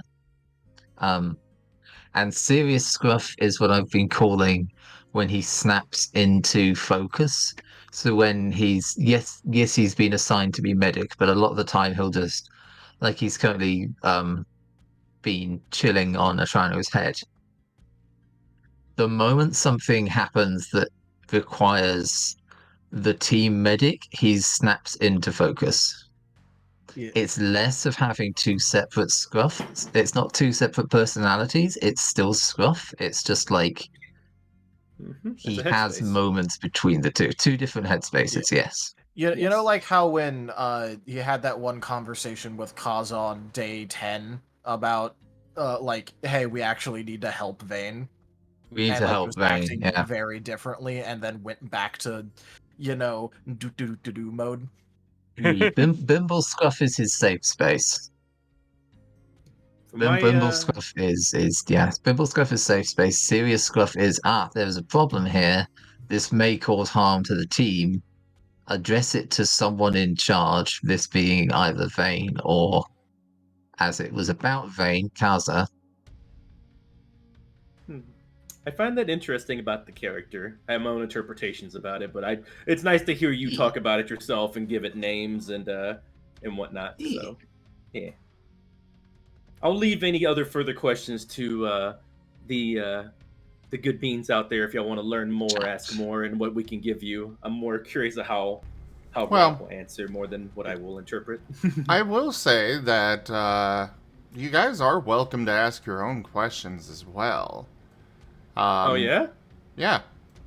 The Q&A is not just for the viewers, but it's also for you guys to ask questions of each other, to ask questions of Enja. Obviously, again, that we reserve the right to say tune in and see, but yeah, you can still ask questions. Sure, I've got a bunch. Yes, I got Eisen. NPCs or things that you might want to know, but if Okay. you ask, Tashu did ask a question earlier that I believe is to Chomper. How's the Fire Keys training going? oh, that didn't. Yeah, I'll let Chomper answer that one. I'll let Chomper. All right, you want me to answer in Chomp or answer in Rex out of character? Do as you please. Might be easier to answer most of these in Rex out of character. You won't Yeah, understand just Chomper's answer. ramble so much. Answer from you as the player. Sir, yes, sir. Well, yeah. Anyway, Chomper has had a back seat on learning anything to do with that ever since it became a trauma when Skrull got hurt by a certain Arcanine. So they kind of are hesitant to learn it because it might bring up bad memories. That's one of the reasons they haven't picked it up specifically. They liked it. They liked it for many reasons from their past. As Chomper, if you've caught some of the backstory, grew up a bit divergent of what normal society is, and having a kiss from a big dude was really nice.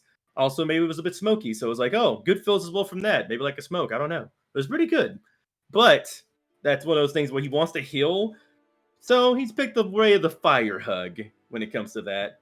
Maybe he'll learn in the future. Who knows if things work around and change around, but as of right now, Chomper doesn't have any plans to learn the Fire Kiss.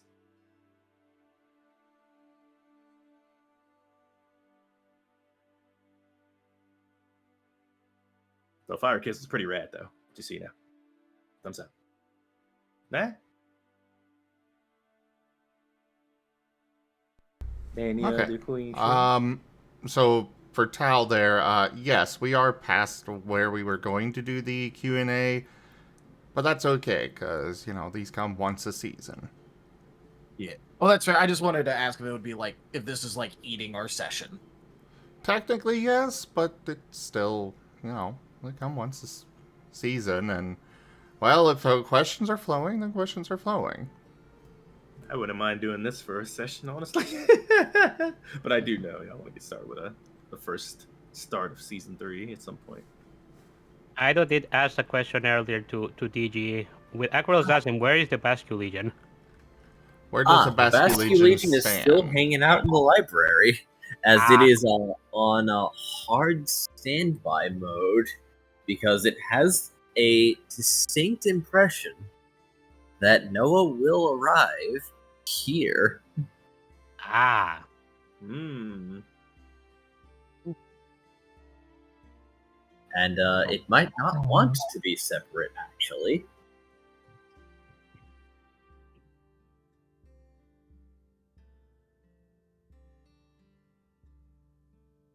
Eason said, I find it hard to imagine Chomper has the stomach to kiss someone and breathe fire down their throat. Seems vicious for Chomper. Lol, JK. Well, just because Chomper exploded one of those, dungeon Pokemon before by giving them a bite and a fire kiss of sorts, I think Chomper would control it more to not have it deal damage if so-called fire kiss was a thing. Venus has a question for you, Digi. How off the rails did the players get from your plans? Oh, good question. Well, I mean, I kind of had an idea of what I was getting into. I have DM'd these games before in this channel, but certainly this was interesting. Were we true to the title there, Enja? Yes, more so than I could have ever imagined.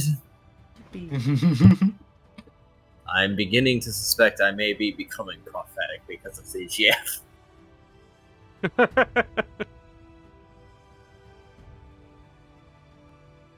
Because a lot of my contingency plans became the primary path. Like, fuck, I'm glad I had something prepared. Fair enough. Well, that's what they're for.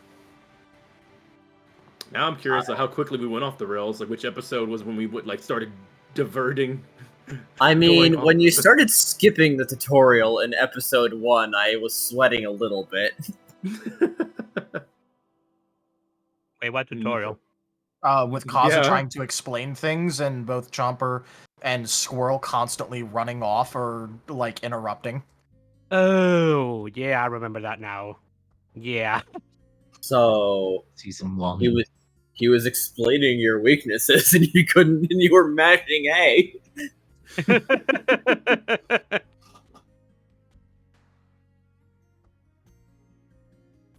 I wonder how that would go now if Kaza tried to explain stuff again, or do more talks. I mean, I feel like he'd do it again, but he would have a very visible rock in his other hand.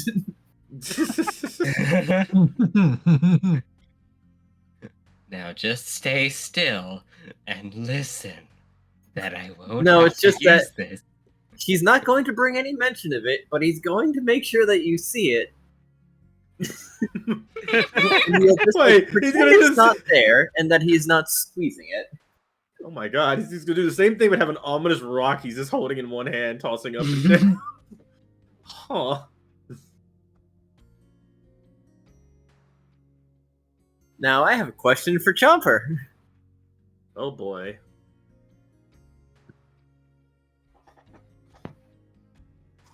Of Sigmund, Farion, and Artanis, which one would he want to trade his fire kiss with? Out of those three, huh? Well, I have someone that I think would be the priority, and that's why they're not here. all right. So we're doing a dual friend fire kiss. That's what we're doing, right? Oh, no. There's 3 options. Oh, snap. Well, let's see. Farion is one of those that, again, sad for anybody who's shipping that. It is kind of a dead ship at the moment for Chomper. He feels for them, he wishes them the best, and wants them, doesn't have anything else to do with them. Just knows that, they've really hurt the team. They have one person in the team that would probably just, strike them on sight to be nice about it, and another one who's probably has PTSD over them still, or just doesn't care. Either way, that was a sketty moment with the whole bite of 87. So, that's not happening. And moving on, Sigmund. There's honestly the ship of him and CL is strong, like so dang strong. Like literally, we dodged a roll 34 one episode while watching his backstory. So that's not a thing that Chomper's trying to be a homewrecker about or anything. I mean, Sigmund broke up with him really hard, though. Yeah, kind of still we hope for him anyway. But I would say they're more really good friends, as well as he really cares about them. That scene as when he met CL again in the library, he chopped him in the throat immediately. Well, Chomper, as you know, has grown up with fighting games, and that might as well be like bodily contact. They're still friends. The physical contact and punching and fighting. Let me put it this way: if Squirrel was to kick Chomper's ass, that would be nice. Fascinating. All right then. Interesting. Yep. Mm-hmm. And vice versa. But anywho, so going on with the Artanis, Chomper has immediate brain rot towards bigger men, basically, and Artanis is literally just stacked. Pretty much, he's just a jacked out Zoroark, pretty much. And he has been pretty chill and calm about everything. He has like a demeanor that's basically approachable. and is just kind of one of those. He's carefree, so that kind of actually like goes with Chomper's kind of lifestyle of getting through like hard stuff. But also there's the bad of that carefree that we've already seen. He kind of does things a little too much when it comes to joking around that he hurts others. But he's at least pulled back enough to be somebody who can be around the team and not instantly be hated by everybody, I think. So that being said, when it comes to Chomper's type, Artanis is Chomper's type. So that being said, it's going to be interesting when Lucario is actually present and in like actual same room, because Chomper wasn't able to really see Squirrel's new Evo when they were looking at it that well. Looked cool, but had not seen it in the same room before. So just want to point that out as well. Understandable. But yeah, out of all those, definitely the most flustered Chomper would be if Artanis, with Fire Kiss was shared with Artanis. That would be the most flustered Chomper for Fur. You'd get a red-faced Chomper. Red tomato Chomper. Even more so than Furryon, because Furryon, he was still kind of he was understanding everything for the most part. But now, after getting his memories back and realizing like who he kind of was before he was a Pokemon, he's kind of fully understanding of what his type is. And yeah, Artanis, yeah. Alrighty then. There you go. I can probably think of something to ask everyone else here if there are no questions as of this moment. Sure. I like to hear your questions. Okay. Scruff, then.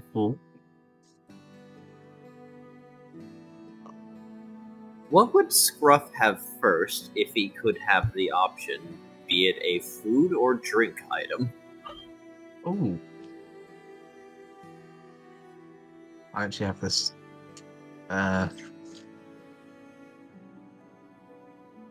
Let me scroll through my notes to find it. I actually do have this.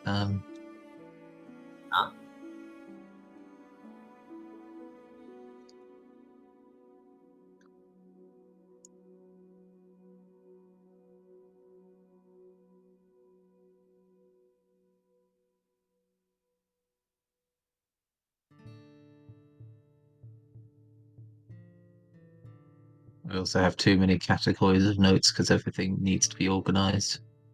To the extent where it's not organized in the slightest. Understandable. Yeah.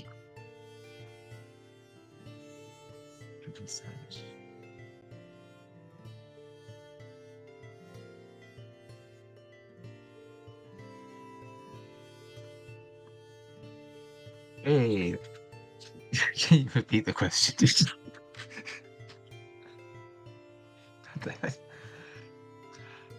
Apologies, can you repeat the question, did you? What would Scruff have first if he had the option, be it a food or drink? It would be a food, and it would be a specifically... I shall read the snippet, because I've had this on hand, and I've had this on hand for 2.5 months now. Chomper's listening. And it's not come up, and I have a snippet, and I want to read it. You get free lore for something Scruff has not yet remembered. Actually, no, he did. He remembered it briefly. Merle_2009 tipped $20. Merle, thank you so much for that tip. Thank you for supporting the channel. That is the second tier of the tip goal completed.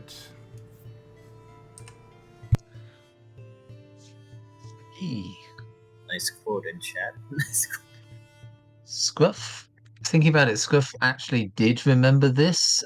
This was remembered when Scruff had that moment that threw Kaza through a loop where he warned Kaza to look after Vane, and Vane needs to have this spoken, needs to be spoken to about this because he won't offer this himself. And then he snapped into and then after delivering that, he snapped back into bimbling, relaxed Scruff, and in an effort to bring Nim into the group a bit more, went off to discuss types of bread with him. And another Vistol. Gimund _ tipped $10. Tradition. Gimund, thank you as well for that tip. That is the third tier of the tip goal completed. One more. Thank you guys for your support. Continue. Hang on, water. Yeah, and at the time, I kind of threw in there as a random Scruff has mixed tree sap with bread before, just as a quick little thing, and then I ended up writing a little bit on it. So if Scruff had the option to, he would have a type of bread. Scruff's favourite food, perhaps to Vane's delight, if he had any. Scruff's favourite food was a loaf of bread. A specific type that consisted of a blend of cranberries and toasted pecans mixed into a dense loaf of rye flour sourdough that kept well enough and provided much needed carbs on the trail. The ingredients could all survive below 0 temperatures and were grown locally, the bread being a specialty of the region. The only downside was, if it lasted that long, growing stale. Over the course of several weeks on the road, Scruff would notice on his travels, though, that certain trees stood tall and proud amongst the dense pines of the mountainside, undaunted by the extreme cold that shattered the pines around them. Tall, elegant, with silvered leaves, they were unique to the mountain. Considering the tree, Scruff noted that a branch had split, buckled under heavy snow perhaps, and thin rivulets of dark, rich tree sap ran from the break. The vital amber flowing freely despite Scruff's own breath freezing in his beard. With a strange sense of knowing, he poured out his flask at the tree's roots and filled it instead with the trickling font.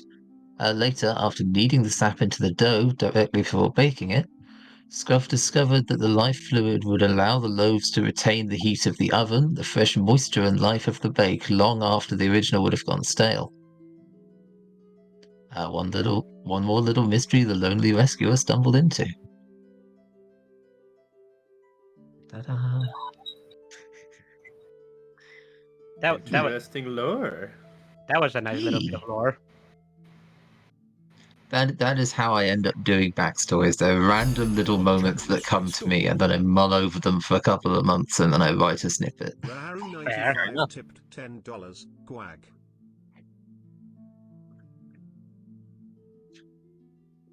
Thank you very much for that tip, Raharu. I really appreciate the support. You're welcome. Thank you, Rob. Raharu. Quick. Yeah, good job, bro. Hopefully you get something like that in the game, some kind of dream sequence or something with the parasite. I don't know. That's cool. It's possible. At the moment, Scruff is actively trying to forget things, and the Void Parasite is very happy to let him do so. Hey, you and Pass have that in common, funnily enough.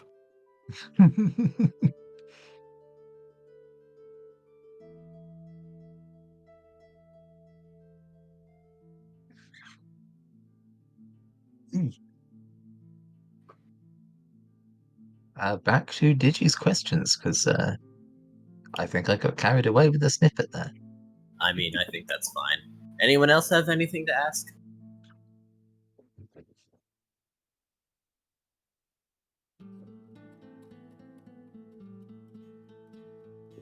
Not at the Anything moment. in the chat? Didn't see any. Yeah, I'm not seeing any questions in chat. Yeah. Fair enough. Then No, I would ask the bad question, like, what are your Evo plans? Anybody have any Evo plans already they can say without spoiling it? Ooh. I can't. No. Vane's not evolving, really. All right, nobody. Yeah. Vane, if you could make a 5-person team of your own, who would you pick for it? Not enough slots because he picks whatever team makes the timeline not reset. Disregarding the timeline, if you could pick team members from anyone you have met. I mean, like, okay, what did you expect for Vane for the initial see how- question? I expected Kaza immediately. Yeah. Well, you see, that's the fun part. He has to be on the team for the timeline to not reset. Oh lordy. We see. They find Smiley Bats. Disregarding restrictions. All right. Well, yeah. First off, obviously Kaza. Yes. Probably Scruff because Scruff actually knows medicine things, and that is important to have on hand at any given moment for glaringly obvious reasons.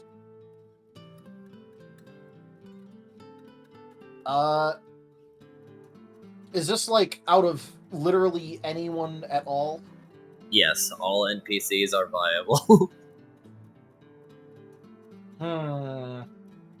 And you cannot pick Kaza 4 more times. I was about to say.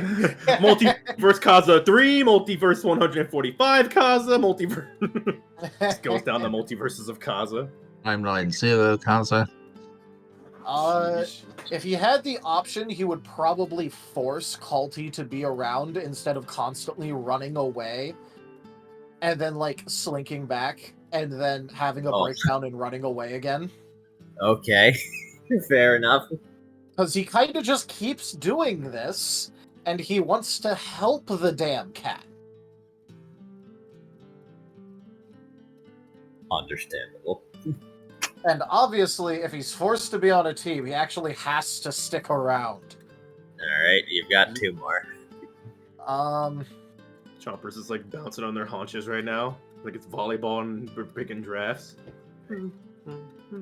Well, he's more just trying to think about, like, I'll be honest, this is, this was his 2 highest opinion people from his team, and now he's trying to think about how to solve problems by picking people.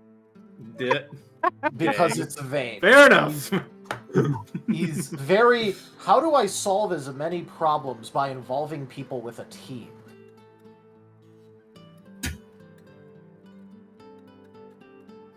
I don't know, I guess Sigmund's already kind of a co-worker, so might as well include him if he gets the chance. He's reliable. I mean, if you're already recruiting Kalti, might as well. Yeah, I was about to say, like, you know. Also, because if no matter what we come across, he wouldn't expect Kalti to properly remember things, but he would expect Sigmund to be able to identify things on site. And have more than enough bullshit to deal with problems. Yeah, that checks out. Last one. Now we're getting interesting. Who is the last slot going to? I mean, because this is like, if he has pick of anyone that he knows in the entire world,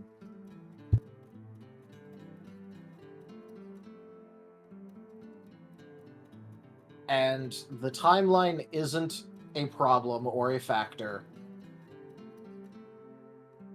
who else could he pick that solves a problem?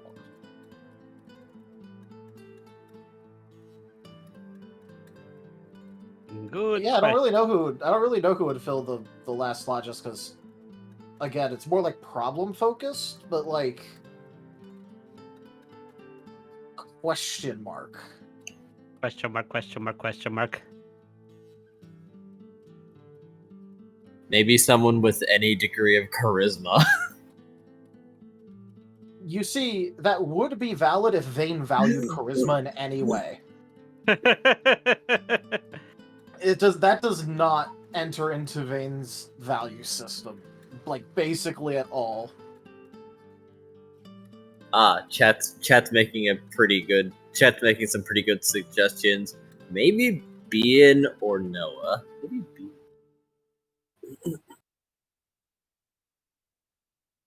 You know what? Maybe Noah just because it would force Kalti to be around both of his constituent parts. Oh boy.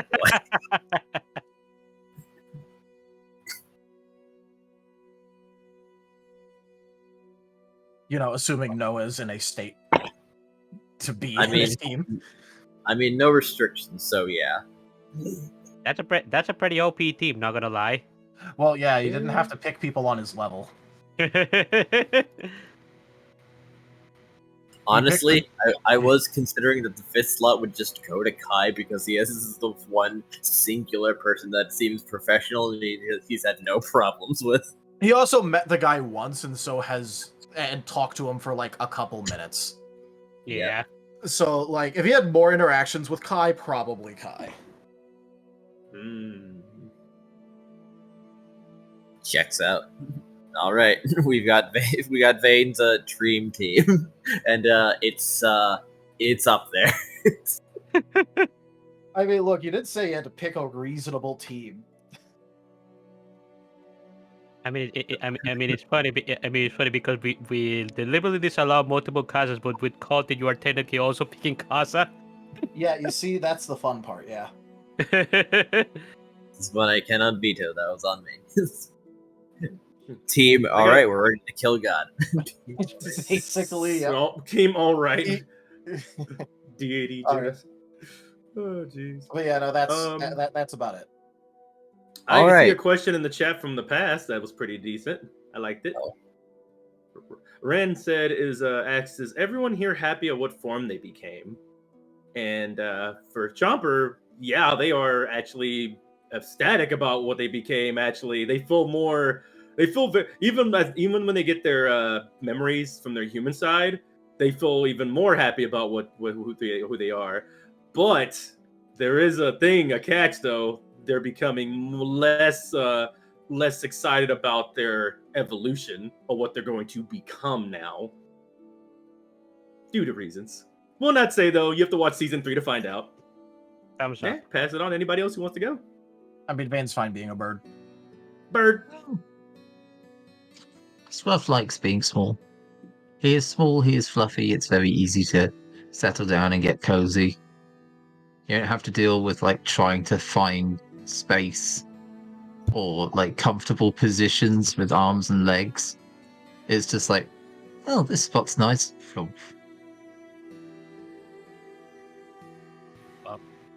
Well, Pat doesn't dislike the way that he looks now. Not that he remembers the way that he looked before, but he thinks he looks cute. But Wade is not happy of being a Sobble.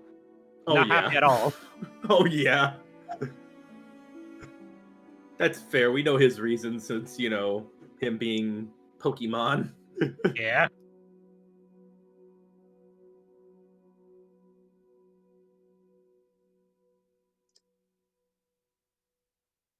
As for Pyro, I think he's satisfied with it.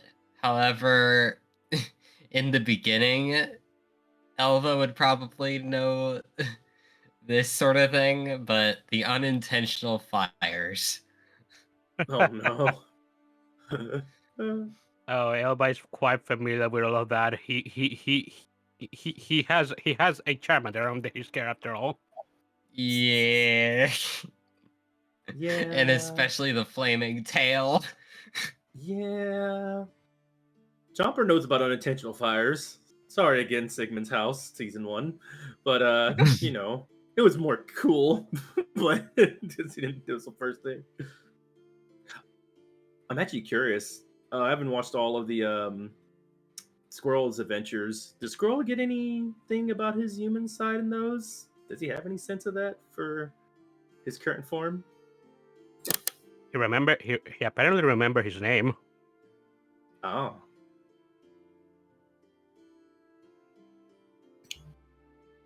Don't know how he feels about his body. Sim,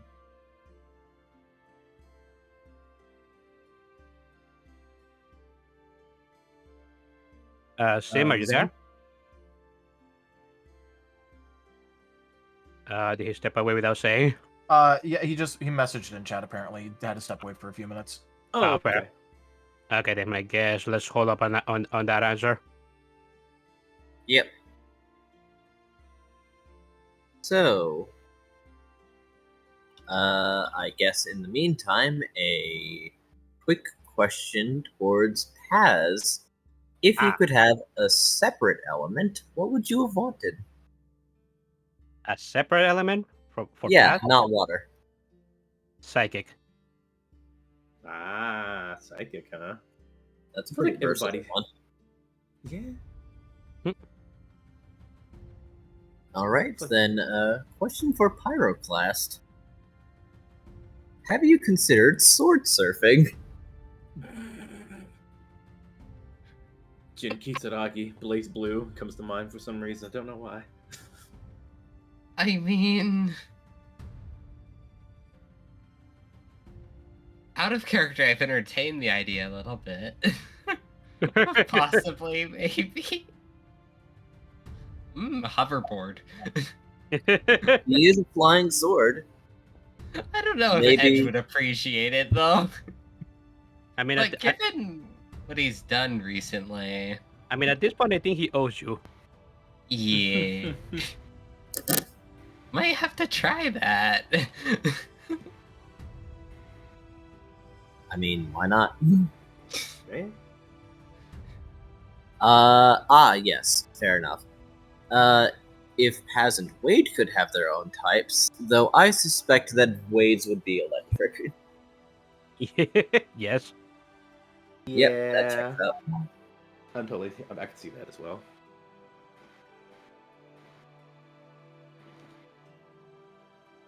Then when Squirrel comes back and I ask him his question, I think we'll be clear to start.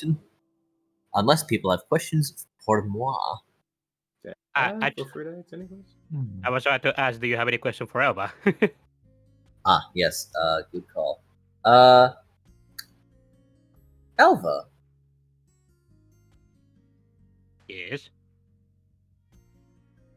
who is the most huggable Pokemon that you have ever encountered? I write you. That was fast. Okay. Dang. Raju do be plus cuddly. I suppose they are in the arms out pose. Yes.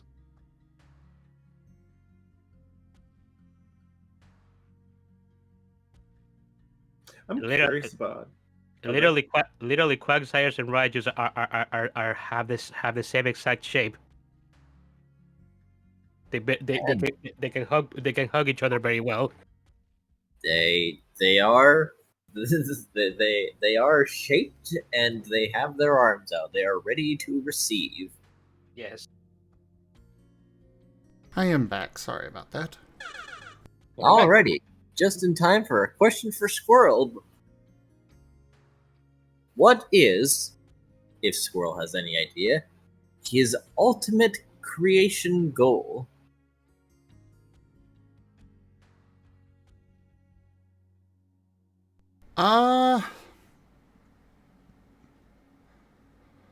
He doesn't have any ideas on that. But that's more because he enjoys the process of the smithing and crafting and such. There wouldn't be one magnum opus for him.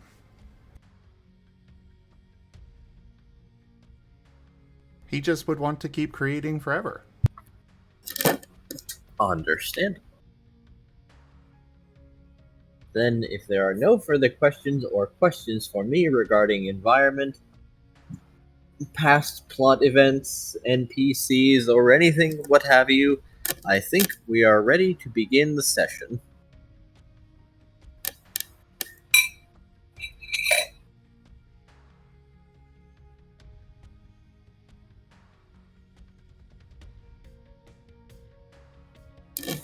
Alrighty, let me go ahead and wrap this up then. If the music will pause. There we go. Thank you everybody for joining us today for this Lost in Chaos Scar Q&A, and Chomper's Wish recap. Check out our website, zgfgaming.com. We got links for our Discord, Telegram, Mastodon, Blue Sky, Patreon, and more. There on the website, as well as down in the description below through our link tree. Thank you to my patrons, tippers, and subscribers.